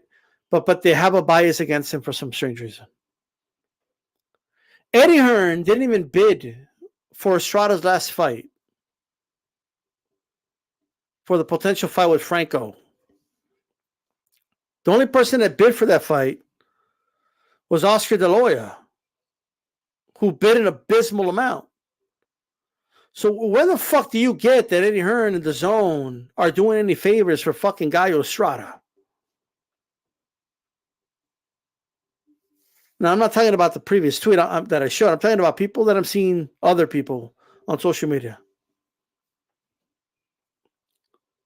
I think the opposite. 6-6, 7-5 Estrada, 8-4 Estrada are the only possible scorecards, in my opinion. I don't know how anybody could give 7 rounds to Chocolatito in this fight. That's just my opinion. Okay? But if you did, I'm not going to tell you to know how to score boxing. I'm not going to say, oh, there's an agenda.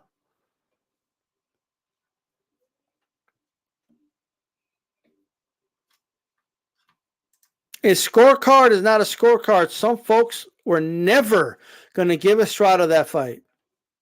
No matter what. Just like Canelo Triple G2. Very true.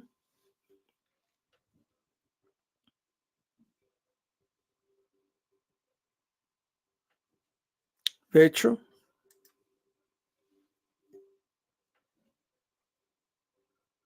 A scorecard is not a scorecard. Is not a scorecard. Let me just say this. I was seeing Chocolatito fans complaining that the zone team is being biased against Chocolatito in the first 4 or 5 rounds, right? Or maybe they were just telling the truth. Maybe they saw what I fucking saw and what you fucking saw. Maybe. Just maybe. They saw what Chocolatito's trainer saw. When he yelled at him, he told him, "You're losing this fight. What are you doing?" Maybe that's what they saw.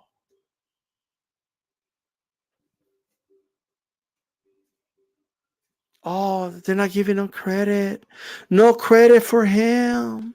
Why they give him no credit? Where's his credit?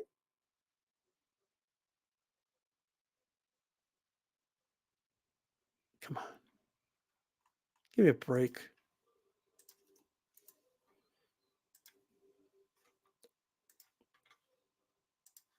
Give me a fucking break.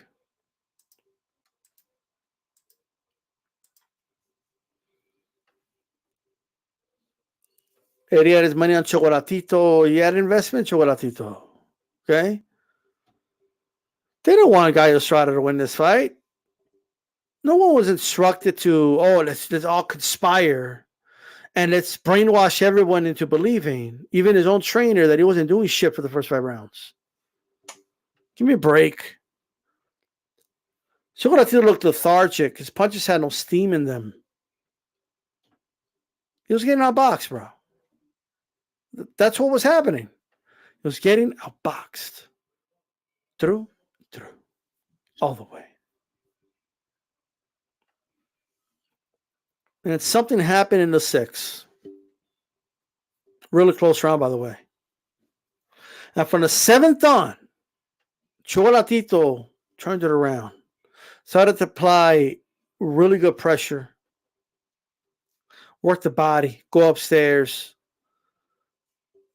He had rhythm all of a sudden. You know what I mean? He had all this stuff.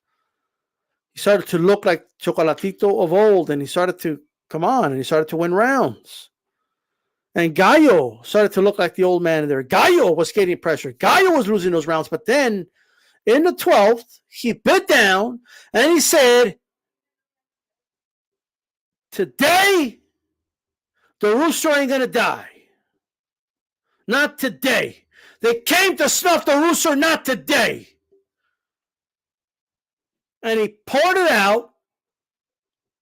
And shame on anybody who didn't give him that 12th round. Shame on you. Hurt Chocolatito, outworked him, landed the better punches. Chocolatito had his moments. He's a warrior. He fought back, but he didn't win that round.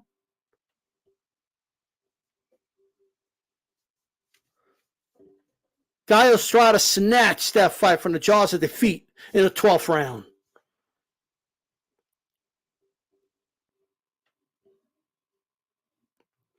I had some people had it even after 4 rounds. It's crazy.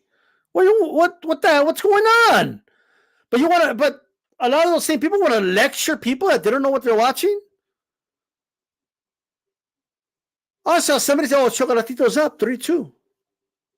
You had Chocolatito up 3-2 after 5? Are you serious right now? Not even Chocolatito had Chocolatito up 3-2 after 5. His own trainer. If you can't give Estrada the rounds 1-5, at least 1-4, give me 1-4. Jesus Christ! If you can't give him that, then you were never going to give him many rounds. Imagine if it was remotely competitive in those rounds. You wouldn't have given them shit. You give more to that kid Sound Chicles down the corner, okay, than you would this guy.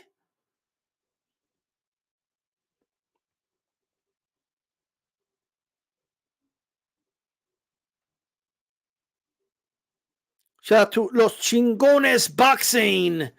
He says, Chocolatito didn't look energized for this fight. I think he lost the eye of the tiger.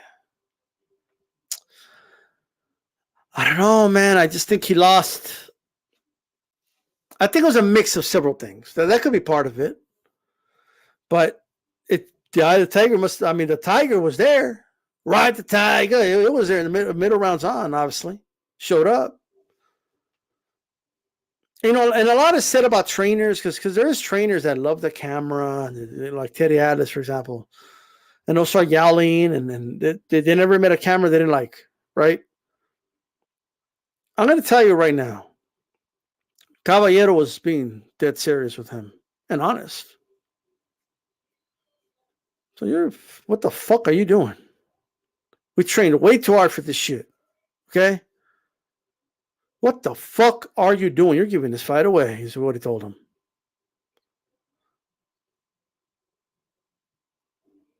Fighting like that, he would have gotten a rout at 12-0 if he fought like that. He might have been stopped late. Who knows?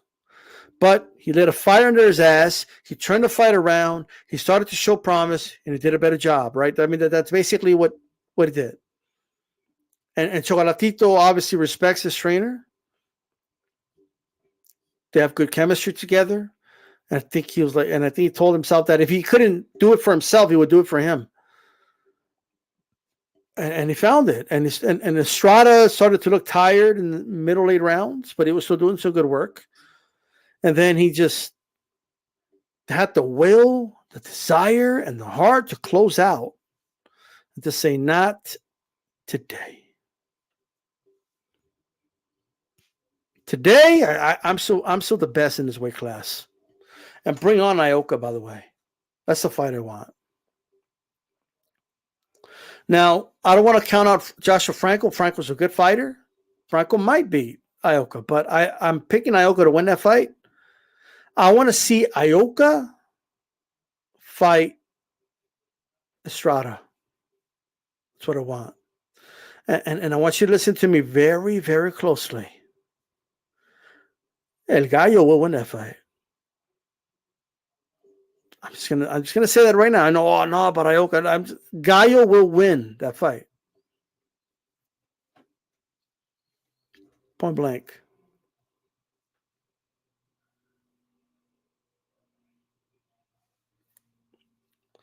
And Nando's right that there is an agenda. And I think it's a mixture of a lot of things. Like, there's a lot of guys out there that have, and there's nothing wrong with this, but they have a lot of love for Chocolatito. They're very protective of Chocolatito. Like, you know what I mean? And it's like, yeah, but sometimes you got to keep it real, though. You know what I mean? I would hate for you to be in this. Imagine if these dudes were at Chocolatito's corner. I forget about the X's and O's. I'm just talking about like the motive. Like, tú estás ganando! You're beating them! You're winning! No te preocupes, tú le estás dando la madre. Lo tengo 3 rounds a 2. Tú ganaste 3 asaltos, es lo más 2. No tienes que cambiar nada. Así, sigue peleando así. Could you imagine these dudes were chilling at this corner? Telling him he's winning this shit. Telling him it's even after 4. He never makes an adjustment. I mean, what a disaster would that be?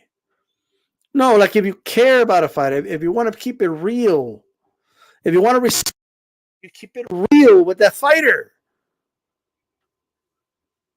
Just like his trainer did. And when he did better in the 6, he told him that was a little better.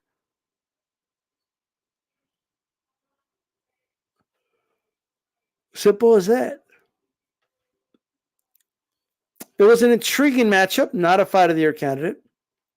And I want to see Gallo versus Ioka before the new generation takes over. Because if there is a new generation, guys, before they take over, I think we need Ioka Gallo. That's what we need. Where would they fight? Hey, shit, let's do it right here. El Paso, Texas, baby, let's go. No, but anywhere, like Los Angeles, Vegas, right? Some people will say Japan, but I mean, do you want to get up at 2 a.m. and watch that fight? I mean, come on.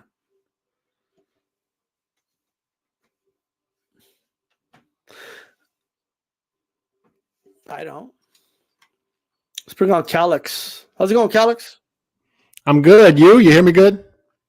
Loud, clear. First of all, just to get out of the way really quick, what are your thoughts on Fury versus Chisora? I'm going to be completely honest with you. When the fight was announced, I hated it, obviously. Oh. And I stuck to my guns with this one and didn't watch it. Just didn't. It didn't do anything for me. I knew the result before. There was nothing on it for me to really bet because the prop bets weren't good either. So there's just no interest in it for me. So I stuck to my guns and didn't watch it. And much as what we thought, the result was the result. And get to it. I don't need to see the build up to the Usyk fight. I don't need to see the foolishness after the fight. Just get to it. Come on. Get to it. Yeah, like, I don't know if you've seen it or highlights, but I mean, there was times where he would hurt him, then he would back up. And I'm thinking to myself, what are you doing? Like, what are you really carrying this dude because you want to show that it was a tough opponent? Like, that's what he was doing, in my opinion. Yep. You know what I mean? Yep. And he's still out there saying that he's the only heavyweight champion to complete 2 trilogies. Is like, come on. You know, like Calix, I'm gonna let TBH come in a moment, but I was looking for something like, well, maybe it's, you know, like when they would say, like, when Cotto wasn't undefeated anymore, but they would say, oh, but he's undefeated at the Garden. Like, you know, like there was something. Oh, Danny Garcia was undefeated in Texas. Like, you know, like, okay, like, you know, like, and we see it in other sports, like, oh, the Dallas Cowboys are undefeated at home. But they're not undefeated, though, right? The Saints are undefeated on Monday night when there's a full moon in December. So I was looking for some, but there's nothing. Like, he's not, at face value, the only one to do 2 trilogies or complete them. He's not, right? He's not, like, and I was thinking to myself, well, maybe he means, like, he won every fight. Why? The first Wilder fight was a draw. You know what I mean? Mm-hmm. Or maybe he meant he finished off the official winner of the trilogy. Well, so did Ali. Like there's nothing there. Or he finished the trilogy without getting knocked down. Well, we know that's not true. Like there's nothing. Like, literally, I cannot find a way to make that stat a stat. Like, I've tried. I can't figure it out. He's the first white heavyweight champion to finish the There you go. There you go. Well, we found it, I guess. He's the first 6'9" heavyweight to complete 2 trilogies. Right. What's going on, TBH? Oh, man, why you guys talking about that fat, overrated motherfucker now? Man, you love Fury. What are you talking about? Man, Fury ain't shit, man. What you think of the fight, though? I thought the fight was garbage, honestly. I mean, how you going? I mean, you talking about, oh, this is my friend. Bitch, get him up out of there, bro. Get him up out of there within 6 rounds. He could have been got his ass up out of there. Yeah. Chisora's a tough dude, but at the end of the day, man, Derek Chisora is out of there. He's done. You know? Correct me if I'm wrong, but, like, isn't, like, backing off, letting him recover, and then beating him with some more, like, actually worse? Like, isn't that, like, prolonging the beating worse than just taking him out? There you go. I mean, the more accumulation, the more damage you receive, right? I mean, that's just common sense. So if you really are his friend, just put his ass down and tell him, look, man, when I drop your motherfucking ass, hey, just don't get up. It's gonna be even worse beating. That's what I would have. Look. If he was a real friend, that's what he would have did. Man. Hey, but you know what people are saying, Calix? But hey, he got his friend a payday. Why are you mad? I'm tired of hearing that stuff too. I'm tired of the friends getting paydays. I'm tired of the tune-ups. Tired of all of it. You know, they Showtime just came out today and announced, not to get off topic, but just to kind of segue and tie all this in, a January 7th pay-per-view card. And you have people out there celebrating, like, look at the names on this card. Look at the names on this card. It's like, dude, it's all mismatches. We know the results of these fights before they happen. It just seems to be too many of these fights. It should be meaningful fights with some of these fights sprinkled in, but instead we're getting these fights with some meaningful fights sprinkled in. That's what we're getting instead. Like Tank versus Hector Garcia in a tune-up. If it's a tune-up, then don't put it on pay-per-view, but then they're going to stack the card. They're going to stack the card with Boots versus a dude named Karen that nobody's ever heard of. And if you're going to fight a dude named Karen that nobody's ever heard of, you got to do it quicker than a 9-month turnaround. You got to do that within like 4 to 6 month turnaround. That way you can get multiple fights in a year. And then they're going to bury Boots on the undercard of a pay-per-view that nobody's going to buy. This isn't going to get the buys. You've already advertised to people that this is a pay-per-view. I mean, that this is a tune-up. So who's going to buy a... And then you got Boots fighting a tune-up. And then they're trying to say that this is for Boots to get leverage, to get the belt that Errol Spence is eventually going to vacate. Well, he's already in line to fight Errol Spence, so let's get to that. If neither one of them's got anything going on, and if you're not going to do that, he can fight Stanionis. Stanionis is waiting for a shot. They could do that, or he can fight Butayev. I don't know, but if you're going to complain about not getting the fights, fight quicker and fight a quicker turnaround. But you took 7+ months to announce that you're going to fight a dude named Karen that nobody's ever heard of. And then you got Boo Boo Andrade on this card, and he's fighting a guy that nobody's ever heard of. He's fighting Karen, bro. Hey, man, who the fuck? Like, what grown man's name is Karen? I don't know, but you know there's going to be a lot of complaining at the glove selection meeting. You know what I mean? Yeah, by the way, somebody said this is not true. What Fury is saying is that the trilogies occurred while he was champ and holding a belt. Still doesn't count in my book. If you're talking about the last fights, yes, but wasn't Ali champion? He was champion for Thriller Manila, wasn't he? He was. I'm pretty sure he was. Yeah. Now you're making me second guess myself, but he was champion for the Norton fights. Yeah. I think he was just lying. I think that's all it was. I think you think that's lying. What it is? Like he's just flat out just lying? I think so.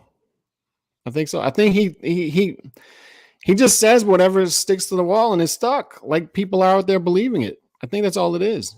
Yeah, because he wasn't champion for the first 2 Chisora fights. Okay, that's number one. And he was a challenger for the first 2 Wilder fights. That's what I'm saying. He wasn't champion in those fights. There's no angle there. It's just a lie. Like we have to go to like his nationality and race to make it a thing. Like you know what I mean? I mean, look, Fury ain't shit. He is really a B- fighter. He's a B- level heavyweight. And you know, I mean, I just saw in that fight with Chisora, you could even tell, you know, with a slow old man that if he fought, look, and mind you, to Calic's point, this motherfucker ducked Usyk. He ducked Usyk, AJ, and Joe Joyce in the span of fucking 6 months, man. He could have gave the fight to any one of those 3 guys after their fight. I mean, if you want to fight Chisora, at least fight him right after fucking Dillian White, because you're fighting a dead man. Yeah, he knows when he fights somebody good, he's gonna be in a fight of his life. It's just what it is. Okay. I think what it is he has a track record recently of fighting quick turnaround fights against guys he knows he can beat before the fight that he knows he has to fight. So he knew he had to fight Wilder. Before he fought Wilder, he fought a couple quick tune-up fights. Then before he fought Wilder the second time, he did it again. Like he fought twice within 3 to 4 months. Twice. He did that twice. And now he's doing it again, Dillian White in April, and then this fight that he knew he was going to win in December, because he knows he has to do the Usyk fight. He knows he has to do that fight. So I think that's what this is. For whatever reason, I think he feels sharper when he's busy, like hyper busy for a modern day fighter before his big fight. So that's what he's doing here. But once again, I just keep going back to this as a boxing fan. It's frustrating right now, and I'm not the only one. I know it because I see the lack of interest out there on social media right now. Yeah. I see people who are normally tweeting like crazy, normally hyper busy on the YTBC, just not active right now. Yeah, like you know what else people are getting tired of? Getting scolded for saying the truth. Right? Yes. Oh, why don't you enjoy what's out there? And just take what they give you. Like, nah, bro. Like, what do you mean? I'm tired, dude. I'm tired of it. Like Steven Espinosa's out there right now, and he just pops up randomly on people's feeds on their pages once or twice a day, scolding them. And it's like, dude, if you spent this much time actually trying to put on good cards for Showtime, when in the hell is Showtime going to announce a non-pay-per-view card? When are they going to do it? They haven't. All of their cards are pay-per-views now. Well, BLK Prime can do that. I mean, what are we doing here? So, and then Tank is out there calling out Mighty Max Boxing on Twitter. It's like, dude, you're fighting a tune-up in January. and you're calling out a 17-year-old on Twitter over the weekend. It's like, what are we doing Like, here? what are you gonna do? Is he gonna beat up Mighty Max? Like, people are like, "Oh, keep talking shit, Mighty Max." What? He's gonna go assault a child? Is that what you guys are insinuating? Like, he's gonna go beat up my Mighty Max? Hey, you know what? I'm gonna tell you something. If Tank did that shit, man. Props to him. Come on. Nah, I'm No, fucking with you. I'm No, fucking with you. but like what I'm saying is, like, people were like talking like he's gonna do something. What is he gonna do to a 17-year-old kid? Beat him up? It's like when Canelo was talking shit about Messi. Like, what are you gonna do to him? But what I'm saying is, like, what is this energy? What is this energy? And people expect me to get excited about it. It's like people are tweeting me, like, and texting me, like, "Oh, did you see Charlo call out Beevil at the fight? Or do you see the back and forth between Teofimo and Haney?" It's like, are they going to fight? Like, is somebody going to fight? Can somebody please fight? And then, look, I'm gonna tell you what's going to happen here too, with Errol, the whole Errol and Bud Crawford saga, because Bud's fight week is this week, and then magically on either fight week or the week after fight week, Errol Spence and Keith Thurman is going to get announced, right? And they're going to fight in February, March, whenever it is, and then this vicious cycle continues. What did they do when Bud Crawford became a free agent? Shortly after they announced the Ugas fight. And they tell us, oh, it's going to be for undisputed after the Ugas fight, so bear with us. And then the Ugas fight comes in April, and they wait over 4 months to send this dude a rough draft of a contract. And we're supposed to get excited about it, thinking that they're actually offering Bud something of value. So Bud has to go the other way. And then now, dude, it's been 7 weeks since this dude announced he's going to fight Evan, and Errol Spence still doesn't have a fight date. Do you think that's on purpose? Like, do you think they're really like out there trying hard to draft a fight between Errol Spence and Keith Thurman or whoever? No, they're dragging this out. They know what they're doing. Hey, they're gonna keep aging Bud out. They're gonna keep doing it. That's what they're gonna do. Hey, you know what I've noticed, and this is, in boxing is a microcosm of this, but it is what it is. You know, we're dealing with boxing, but it's in almost every venture, especially in today's time. Excuse the background noise, but what it is, the consumer, the producer or the seller is telling the consumer what he and she is supposed to like, and then you have shields that are out here that think that it's okay to tell consumers that mediocrity in shit level products, all right, we supposed to accept this kind of thing. That's what's going on right now, and right now that's what we're seeing with boxing, and it's at an all-time low, man. I'm gonna be honest, and the fact that guys are just pushing dates back, fighting guys you don't want to see, mismatches, it's getting really tiresome. And it's really getting very, how should I say, very overwhelming as a boxing fan to even want to support this kind of shit. And the problem is there was a time where you were able to go to the seller and tell them, listen, if you don't get your shit right with your product, I'm not going to buy. I'm not even going to pay attention. We're living in some backwards times now. They do it with they do it. They've been doing it with music for decades, Brian. Dumbing down the music, and dumbing down the consumer. And they're doing it with boxing now. And you look up and the goalposts are so far removed from where they were.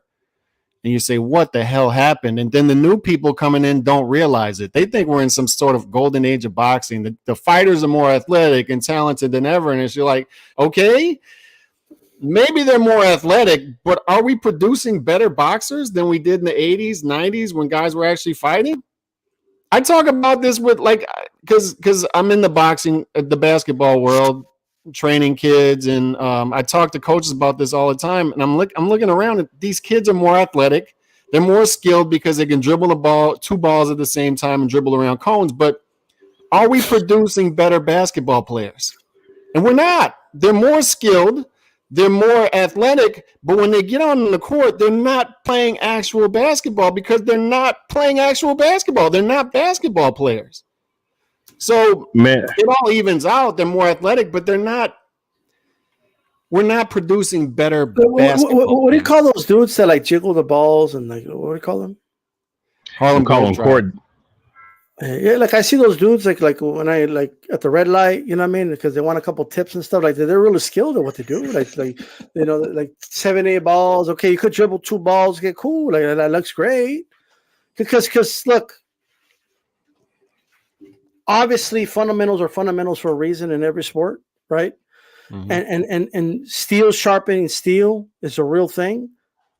If they're not in there testing themselves against the best constantly and don't experience certain, fight stress situations, they're never going to get better. We're never going to know what they're going to do in certain moments. Like Ray Leonard, we know what he had inside of him when he was behind on the cards against Hearn. He had to find something deep in the basement, right?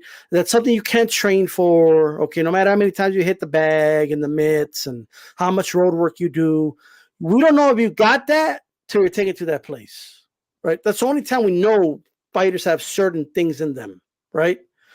We don't know anything about these guys. We just have to assume. Everyone's just assuming they're winning fights on paper. Oh, well, his jab's better, so you don't need to fight him. Like, yeah, you just have to fight him. Guys are Well- overtraining and underfighting. Is what's happening. Guys are doing Hey, 8, 10, 12-week training camps, killing themselves in training camps to fight once a year. They're underfighting. So Bivol trains 45 minutes a day. Did you know that? 45 minutes. That's what he trains. He's Man, in there. wait, He's staying in shape year round. He doesn't go to fat camp in the beginning of his camp because he's staying in shape. He fights close to his natural weight, and he's in there for 45 minutes. He doesn't waste anything. He gets in there and gets it, and that's it. 45 minutes. Yeah, I never seen Bivol post a selfie, right? He doesn't do those stories where he's like flexing, like you know what I mean. Like it doesn't. I think he just gets down to business and he does what he needs to do. Now I don't know. I mean, maybe he does boxing like sparring for it, but I don't know. I don't know if that's all he does, but I'm sure like running takes a while. If he's going to run his 8 miles or something, but I mean, I don't know. He's in Maybe the he does gym for different. 45 minutes. That's what they say. That's it. So Hey. yeah, his road work might be different than the 45 minutes. You're right, but Right. the actual training in the gym is 45 minutes. That's what I've been told. Hey, but here's the thing, though, right? Well, they keep saying that kind of thing, right? But then when you look at how inconsistent these guys are, and they fight once or twice a year, and they get injured, compared to guys like back in the '80s, guys was fighting like 4 or 3 times a year, or 4 or 5 times a year. You didn't hear about all these injuries. Oh, my arm's broken. I don't even understand where that bigger, stronger, faster, theory comes from, because I still ain't seen a Muhammad Ali at heavyweight since then. Still haven't seen a Mike Tyson. Still haven't seen a Holyfield. Still haven't seen these special talented fighters. I mean, we see talent. We just don't see like Yeah, real but real like I champions. see this. I see this in every sport, though. This is something people say in every sport, and they say it so by default, the current generation could be better than all the generations before them. The problem with that is you're basically already conceding that the next generation is going to be better than your generation. Like Mhm. that's all you're doing at the end of the day, regardless of anything. But I know that ain't true, because if that was a hard rule, like every generation gets better, if that was true, Bernard Hopkins would have been boxing in his late 40s. Okay, you wouldn't. Like past his prime, still beating dudes way younger than him, and like that. That's Floyd Mayweather wouldn't have beaten Canelo. Like you know what I mean? Like at an older age, like it's not true that fighters get better over time. Like that's not true. Like when people say, "Oh, it's evolution," evolution means change. It doesn't mean better, right? Things they just change to something else, right? That's not what evolution means, right? So I just something I've always thought about, but maybe in some sports, while they get popular, the athletes in it get better. You know what I mean? But in boxing is not as popular, so you can't say, "Oh, it's more popular now, so we're getting better athletes." We can't say that. Well, D-Star, let me just say this real quick. Look, I ain't never seen another Rain Man in basketball. I ain't never seen another Jordan. Never seen another Larry Nance in basketball. I'm gonna be honest. You know what I'm saying? And if you're talking about just overall, nah, man. Let's just be honest, man. And then, as far as boxing is concerned, bro, like, look at the heavyweight division and look at the crop of heavyweights we see today, bro. Yeah, I mean, that's all you need to know. But let's go ahead and talk about before we talk about the Chocolatito fight with Gallo Estrada. Did you guys see Golden Boy's De La Hoya's tweet? So you see what? Oscar De La Hoya's tweet. I did not. So let me see if I can pull it up here. In a nutshell, he basically said, good fight, but I would have put this fight in the crypto arena. He's basically saying, oh, he's not doing it right. Eddie Hearn, basically just feeding it to the whole Eddie Hearn doesn't know how to promote. But that's all I want to say about that. And I responded to Oscar. Without due respect, Oscar, you wouldn't even put up money for the Gallo Estrada fight with your own fighter, Franco. You put like $130,000 for that fight. But you're over here trying to lecture Eddie Hearn about where you would have put this fight and you would have done a better job promoting it and all this stuff. You wouldn't even put up any money for Gallo Estrada against your fighter, Franco. Mm-hmm. After Top Rank was paying your fighter before that, like he didn't have to spend any money on Franco like for 3 straight fights. That was 120,000 between the two of them. I said 100. I was off by 10,000. I gave him 10,000. You might be right. It might be 100. So he didn't put up anything for that. The fight didn't even happen because of that. And I don't blame Gallo for not doing the fight. Like, what? I'll just fight Chocolatito again. And that crowd sounded lit to me. It sounded lit. Well, he wants to put his 2 cents and here it is watching his own. But if I was promoter, I would have taken it to Crypto Arena. Mm-hmm. Whatever, bro. Like, just sit down and enjoy the boxing, brother. You know what I mean? Like, and get Jaime Munguia a fight.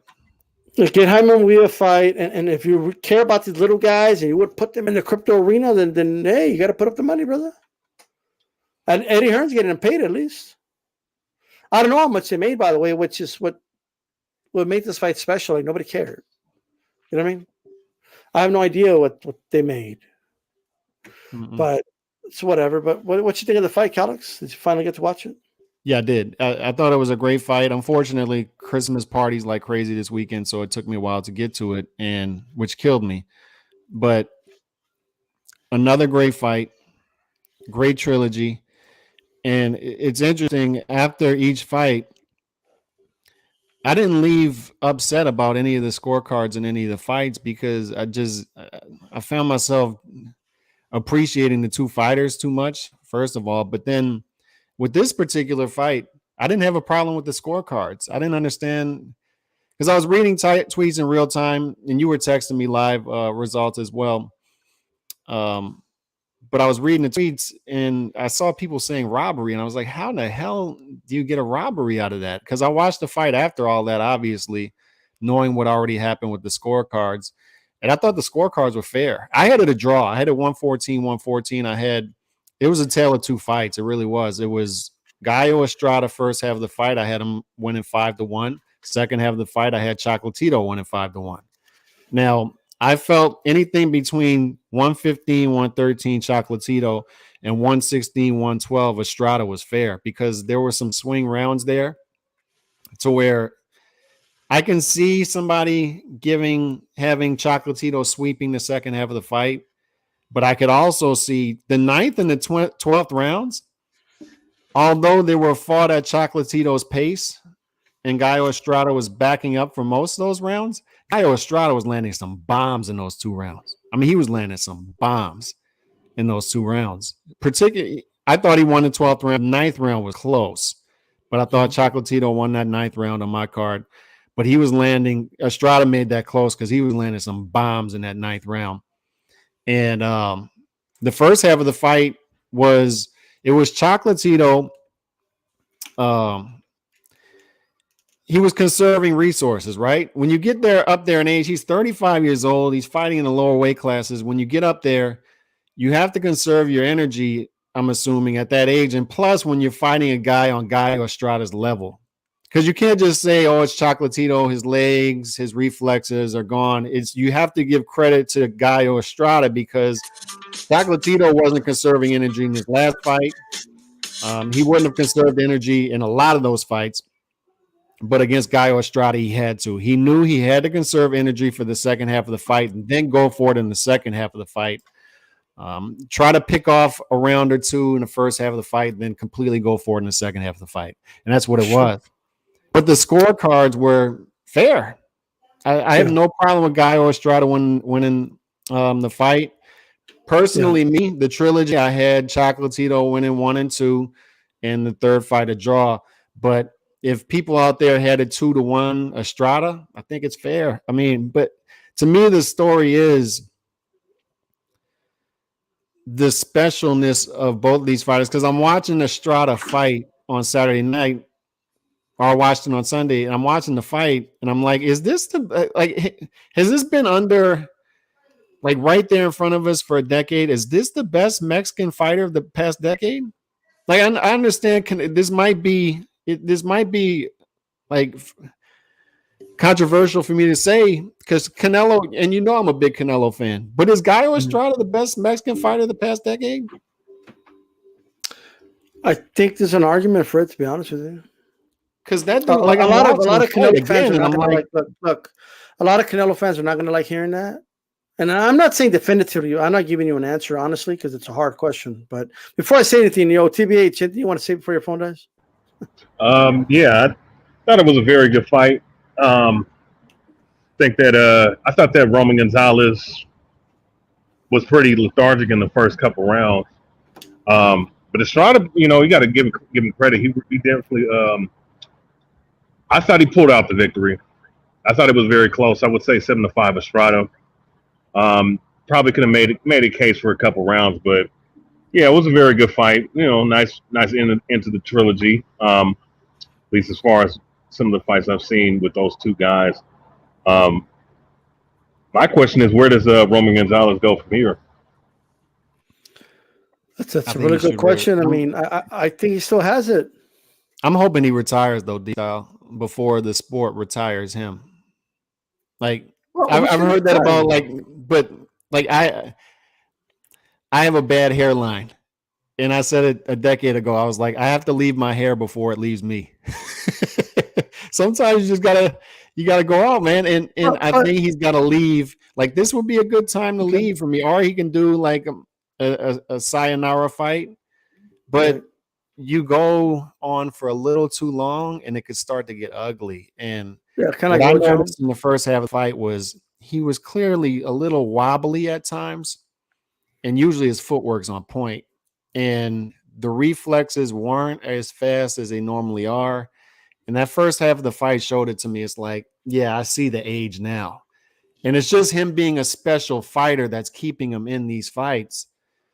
And to his credit, Gallo Estrada's past his prime too, right? So it's not like Gallo Estrada's in his prime fighting a guy well past it. It's Chocolatito fighting the top guys at 150. Like, imagine him fighting Bam Rodriguez right now. What do you think?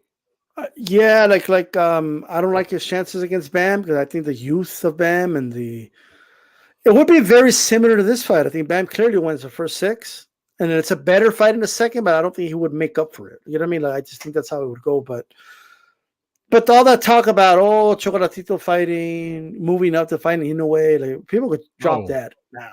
You know what I mean? Like, you could let that go. What you think of Nonito Donaire? Apparently, he wanted to jump in and call out Estrada. I saw that too, and by the way, it's not a bad fight. Estrada versus Donaire, and the thing about it, 115? Yeah, it's tough if you're if you're Estrada, I think you welcome that because it's a name and it's a guy that's going to be weight drained, right? And there's some young lions down there that I think, like Estrada's up there too, man. Like he's up there. So he's still a great fighter. He's still a great fighter, but these are guys that are up there. And but as far as the fight goes, I just seeing these two guys fight and then in the ring with each other, it just made me think, like, how many of these trilogies do we have in the near future? Like, how many guys do you see out there? Like, do you see a trilogy like that developing out there right now between two guys who are going to be first ballot Hall of Famers? They're going to be first ballot Hall of Famers, and all three fights were entertaining, and all three fights were close. Right. And man to man, we're not talking about greatest resume because I think the greater resume goes to Chocolatito, but Estrada has built a great resume himself. All while, I mean, I'll ask you another question. Is he the most undervalued? Because I was thinking about this after watching the fight. Is he the most undervalued fighter of the past decade? Would you say? Like, I mean, I was trying to think of one. I don't know if we could say that, just because I think it's valid that he was a late bloomer, like in terms of getting validation and credit, because results matter. In that first fight with Chocolatito, he didn't win that fight. So he didn't, but he was young, and Chocolatito I get was that, already... but like the rightful heir had the attention. In other words, that's what I'm saying. You know what I mean? Like, so now he had to get the throne back, or get it for the first, or whatever you want to call it. But I just think Rungvisai was a close fight. Yeah, like some fighters, they age like fine wine. Like Lennox Lewis was similar in a sense, where he was always in the mix. People knew who he was, but he was never considered the top guy until he actually beat, Evander Holyfield when they finally got in the ring with him, right? Yeah. But it's just the way it is. Just that's his story. His story is one of redemption, and he got it. Yeah, and in a way, even as a Chocolatito fan, in a way that may be the way it needed to be. Yeah. In a weird way. For him to get his credit and for him to do that, it really, I don't know.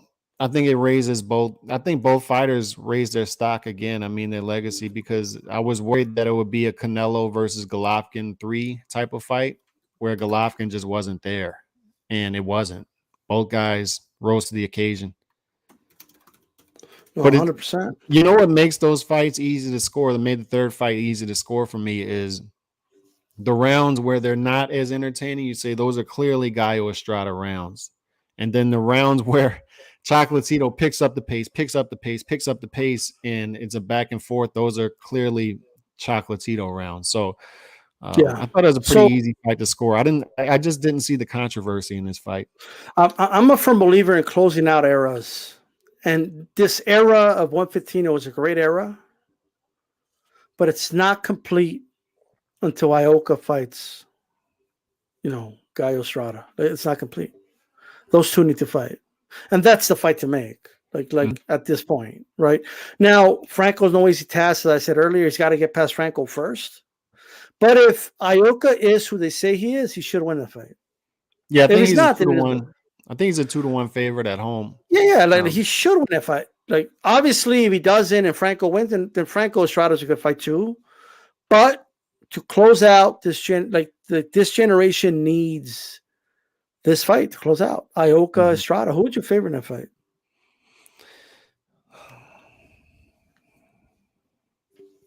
And do you agree? Do you think that fight should happen? Like before like the Bam Rodriguez's take over, or that young Argentine guy, I forget his name, before they take over, like I just think that fight needs to happen. I agree with that, and it's a tough call for me.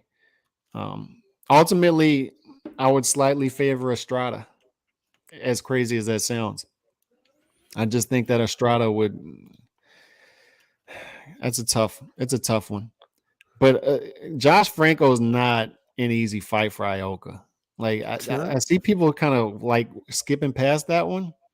Something tells me Josh Franco could pull off that upset.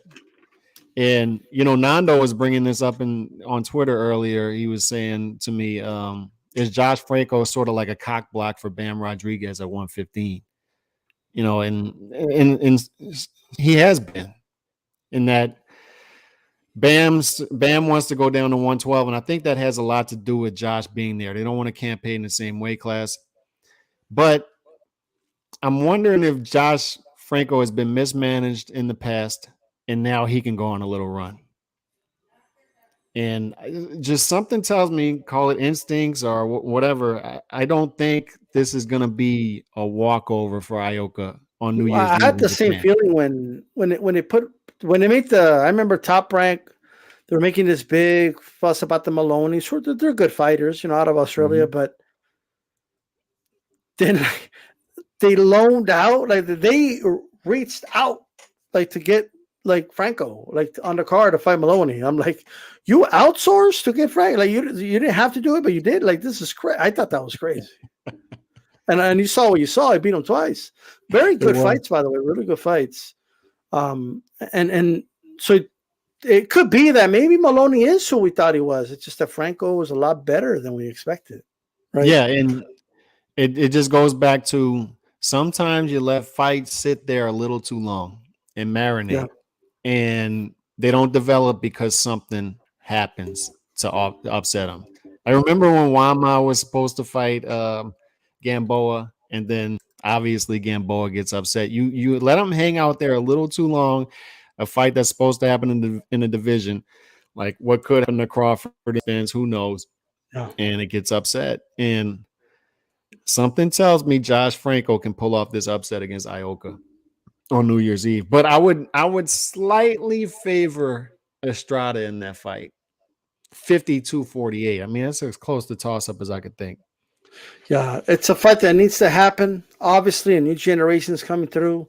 And I will say, man, while it's not perfect, for the most part, by a mile, these lower weight classes have been producing for boxing. They've been giving us fights. And all the things people complain about,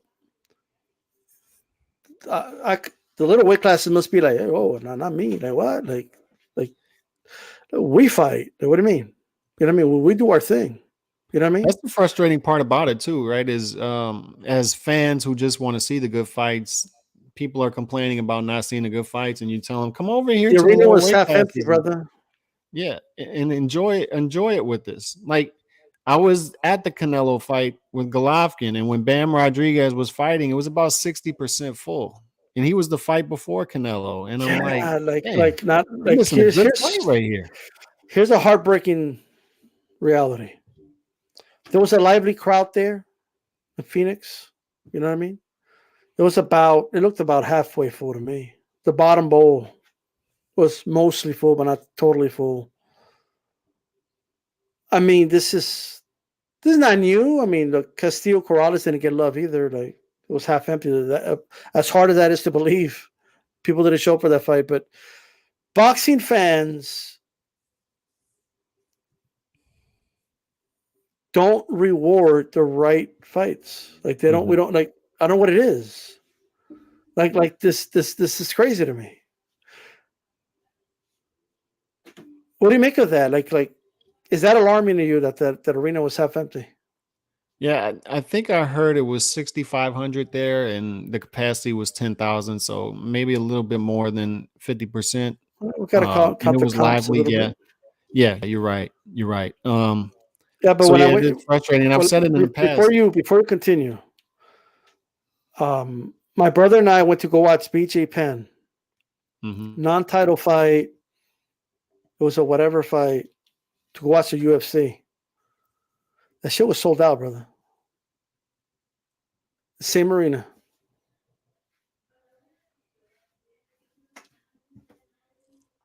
Frustrating.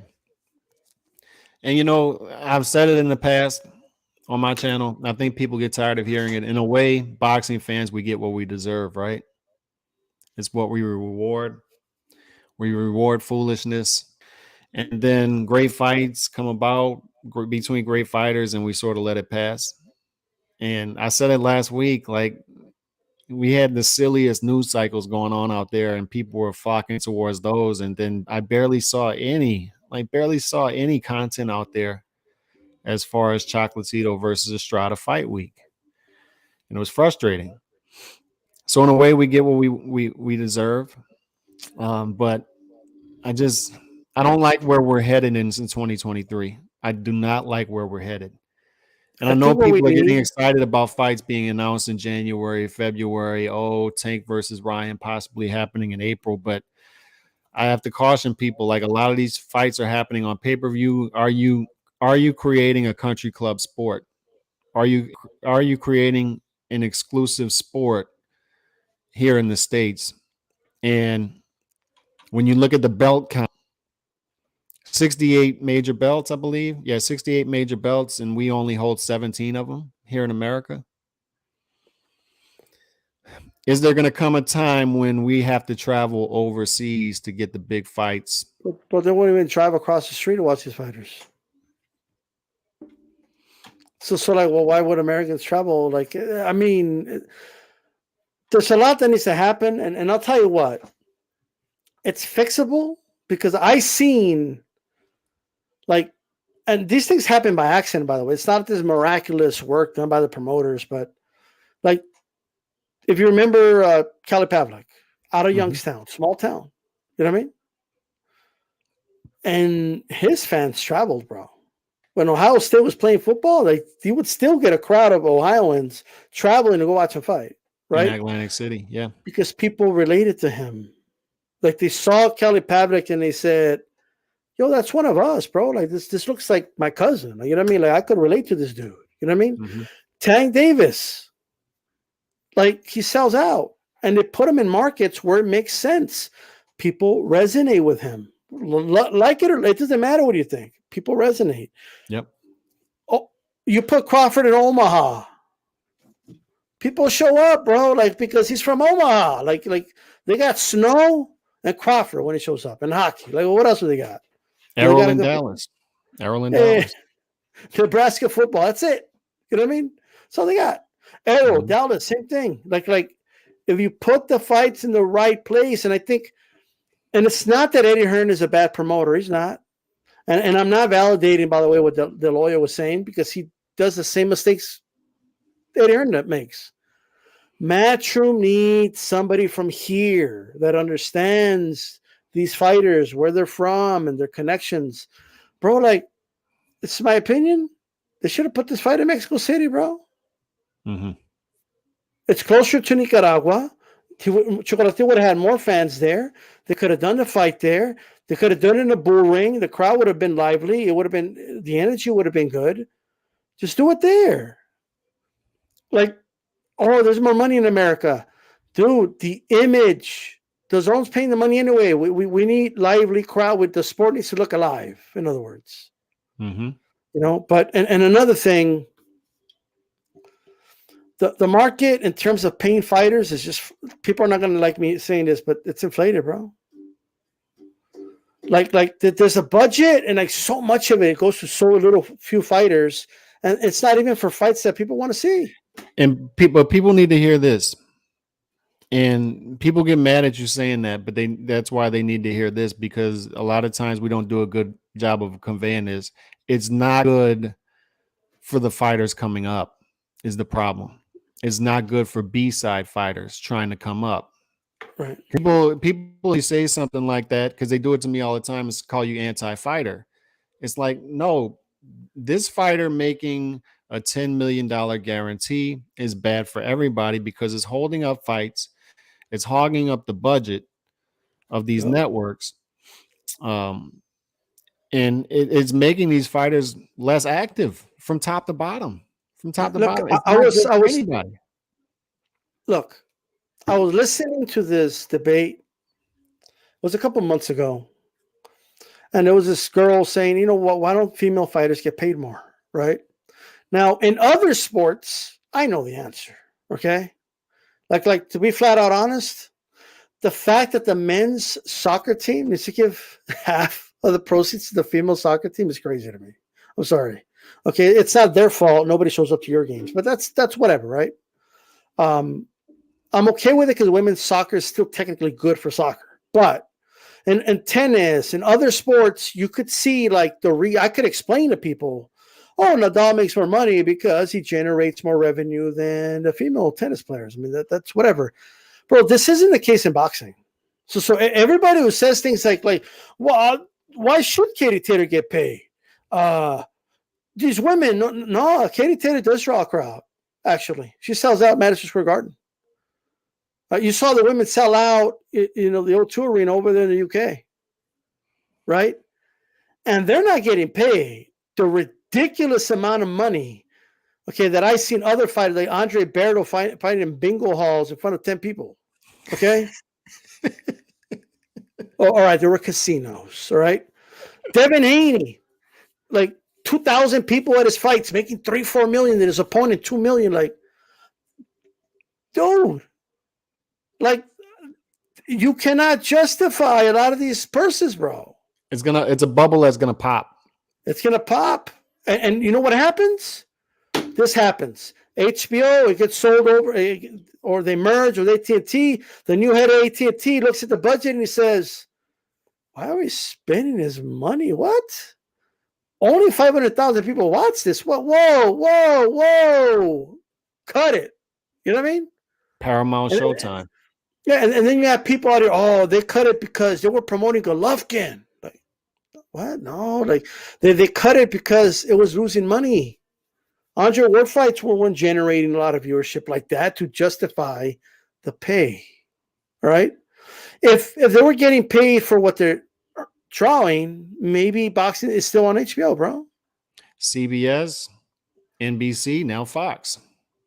Done. They're cutting it, or they're saying, okay, you know what? You could use our Fox name. You're gonna have to pay us. You could put on pay-per-view. Like that's basically what they're doing at this point. But the problem that people don't see too about that conversation is it makes it impossible to create stars. So these people that are out there saying currency before legacy. Floyd I'm said gonna that. sound like broken record again. It brings you no legacy and it brings you less currency over the long run because you're not active enough to build an organic base because your minimum is so high that they have to bury you on pay-per-views. You have to fight pay-per-views against cheap B-sides, and you're not building an organic base that way over time. Yeah, like the one thing. Do you think B-Style's a perfect example. Boots Ennis is 7 years into his career. He should be headlining cards now, but he's buried on other people's cards. He's gonna fight Karen. He's gonna fight Karen. I mean, oh my God, he's hitting me, ref. Like, yeah, that's the point. What do you mean? In the old days, if you would have built this guy in a traditional manner, he'd be a star right now. Yeah, if you would have built Errol Spence in a traditional manner, he'd be a star right now. These guys would be stars right now if you built them in a traditional manner in which the minimum, the guarantee was adjustable. And that's what they say about Oscar De La Hoya. If you look at his business model in the 90s, Oscar De La Hoya 5 times as a pound-for-pound champ in 97. And they were keeping him active because they were adjusting the minimum in which 100%. Yeah, and he was staying active and staying in people's living rooms. And that's why he was able to make more money and demand more money on the back end of that. To add to your point, looking at that. Well, to add to your point, like, do you think Floyd is oblivious to the fact that through Top Rank, they built a foundation for him? Like, he had a Hall of Fame career with them. And people already knew who Pretty Boy Floyd was. He was already number 1 pound for pound. So when the time came, even though it was not with Top Rank, to fight De La Hoya, right? It was just, like, that's what made it. First of all, that's what got him the De La Hoya fight. It's number 1. Second, like, that foundation is what fighters today are not doing. And I once saw, I saw an interviewer kind of like softball, kind of like, walk Floyd through that point, and Floyd just dismissed it. Like, Top Rank didn't do anything for me. Like that. Oh, but Floyd, you let Gotti have the lion's share, so you could have that opportunity. Yeah, no, that shouldn't have happened. And it's like, you're ruining like your own like validation, like your story of like the Eye of the Tiger song, like. I took my chances, you know what I mean? And I did what I had to do. because you want to sell this persona that you're this dude with money and all this shit. You know what I mean? Yeah. But there was the work before the money. Yep. You know, like I don't know. And that's the problem with Tank is they took that part of the equation out, and you're not going to fake the market out with that, which is people pay attention to all the great numbers Tank is doing. Floyd's oblivious to it, though? You think Floyd's oblivious to it, or do you think he knows? No. Floyd's not oblivious to it. You know what the interesting thing is Floyd and Leonard were not there at Tank's presser. They're done with Tank. They're not in the Tank Davis business anymore.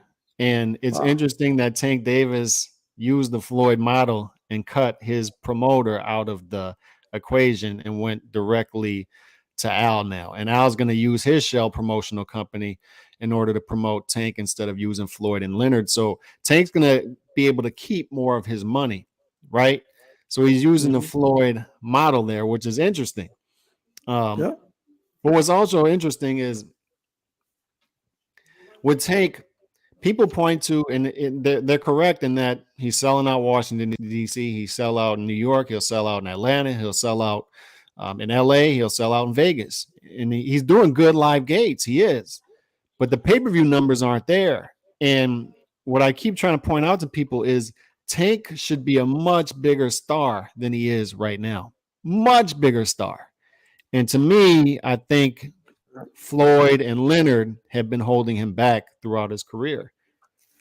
Yeah, you can't fake it. And just one more point. How Michael Jordan says this a lot, by the way. Like almost every interview, he at some point throws this in. He must be very passionate about it. But he talks about because at some point people will bring up the money these athletes are making and all this stuff, right? And he'll say, you know what?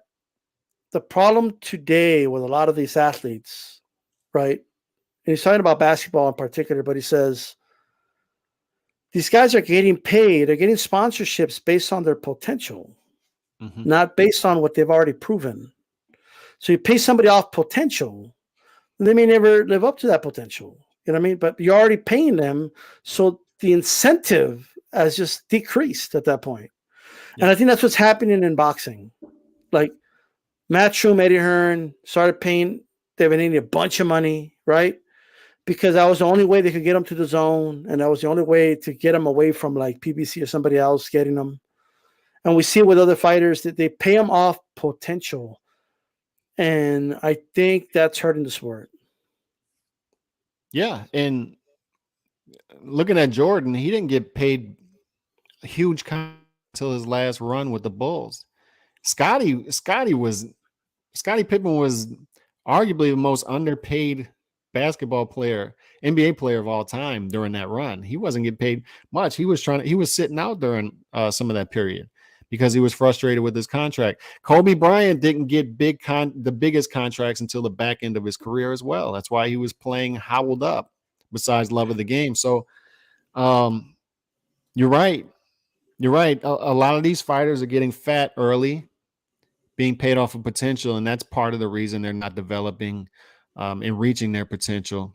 Yeah, like I just remember like just the process. It was like a video game, you know, like they start in the bingo halls, not making $1 million, you know, just, you know, getting paid what you're getting paid. And then you graduate to like the, you know, the Univision Boxeo on Thursday or some shit. And then you go to Friday Night Fights, ESPN, and then you go to Showbox. And then before you know it, you're unboxing After Dark. Before you know it, you're on the undercard of a big pay-per-view. Before you know it, you're moving up this undercard. Before you know, you're on World Championship Boxing. And then maybe you reach being the headliner of a pay-per-view.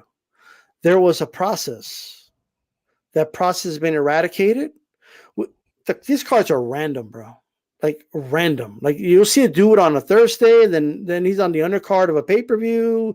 Then he's on like on PBC Premier Championship Boxing on Saturday night. And then he's back on an undercard of some obscure card. It's crazy.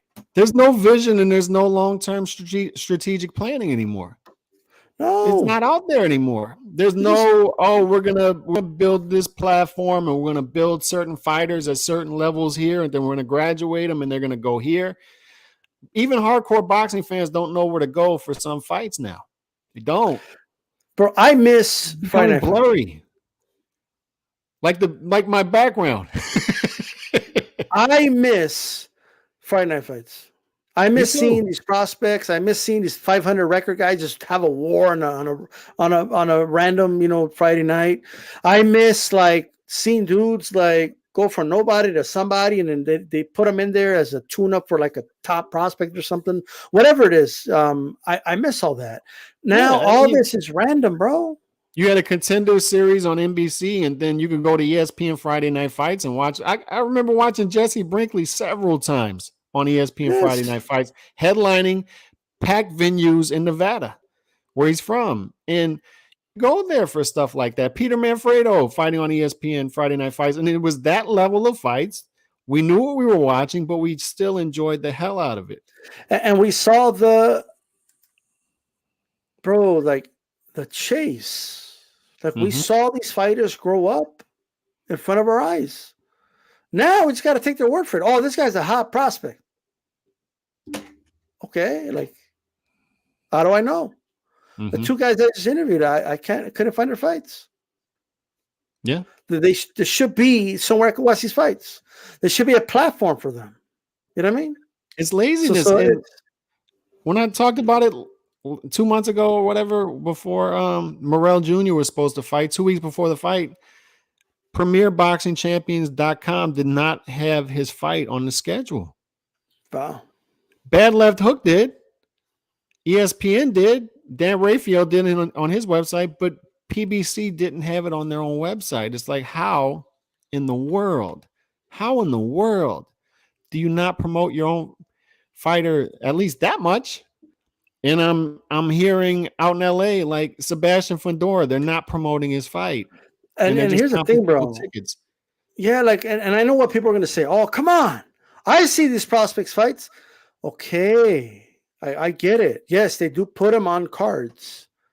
That's not what I'm talking. I'm talking about how does a viewer, right, follow the sport and know the tiers, who's where, and like we don't know because it's all random. It's all over the place, bro. You know what I mean? It's a good thing boxing doesn't schedule concert events because they would go from New York to LA to London to El Paso to Miami to Japan, back to LA, and then over to freaking China or some shit. Like that's how boxing is. There's no plan. Other sports, I know, like horse racing, for God's sakes. I know this horse wins this leg. He's going to go to this tournament, and if they win, the top three go to here. Track and field, the top three advance to the next, heat, well, whatever. Like we could track it, right? When a fighter wins a fight, where's he going next? We don't know. Like we don't know what's going to happen with these fighters when they win. Like, they could be in a winning streak. We don't know. Yeah, we may never see them again. Oh, what do you mean he fought? What? Like, what do you mean he fought? Like, I'm watching a card. Oh shit, he's on this card. Like, it's random, bro. Yeah. There's no plan.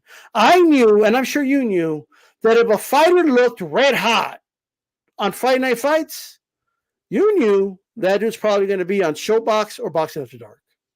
And if he looks red hot on there, we knew he was going to go to the next level, right? Alan Green. Yes. Alan Green, all the time knocking guys out on Friday Night Fights. He graduates to Showtime. Yeah. Now, granted, people say, but look, he didn't make it. Okay, but we saw, how we could actually talk about how far he got. In other words, how far did he get through this game? Think about Mike Tyson's Punch Out. You start with Glass Joe, and then that one dude with the beard, right? And then you go to the Japanese dude that King Hippo, and you move up all the way to Sandman, and you go all the way like that. That's the way it should be. It should be like the Eye of the Tiger song, brother. Rising up, back in the street, the end of my time, take my chances, win a distance, I'm back on my feet. Just a man and his will to survive. Okay. Today, they made an Eye of the Tiger song today. You know what I mean? Waiting up for the call, hoping I can get a fight. Hoping my friend gives me a payday. Like what the fuck is going on, bro? Like rising up to the challenge of our rivals is not a thing now. It's like pay me. Like it's like fuck you, pay me now. Like that's all it is now. But Calix, any final words? No. Focus on the positive. Chocolatito Estrada was a great fight, great trilogy, and I don't know when we're gonna see. And that's what I was when I was watching the fight. I don't know when I see another trilogy high skill level entertaining like this again. So you just try to take it in more than the scorecards and all that stuff. Just appreciate the greatness between both fighters, and I appreciate what both fighters gave me. I started out a Chocolatito fan beginning of this trilogy. A huge Chocolatito fan, but as the trilogy went on and as Estrada's career has gone on, I've come to appreciate Gallo Estrada and become a fan of his as well. So Yeah. with that, and Terrence Crawford's fighting this weekend. Teofimo's back, and I'll tell you this, and we'll talk about it throughout the week. It's not an easy fight. Not an easy fight. So let's not look past it because Santa Mar's getting knocked out. yeah, he might, but it's not Third like round. if Teofimo wins this fight, it's not. I don't want people friends like he beat a bum. This guy can fight. Sanders He can going out in 3. Yeah, I hope you're right. I hope Teofimo makes a statement, gets back, to where, and he's fighting after the Heisman. That's his date in New York. I love it. I love that he's solidifying a date. We talk about patterns, right? You want people to realize Teofimo is going to fight in December after the Heisman. That's in New York. That's his date. I love it. But it's not, this isn't a cut and dry fight is what I'm saying. When you do some film study on this guy, he's not easy. He's not easy. Yeah. Look, he's a good fighter. I just think the speed is going to be a little too much, but we will see. And that is that, guys. I want to thank everybody for tuning in. Peace out. Peace.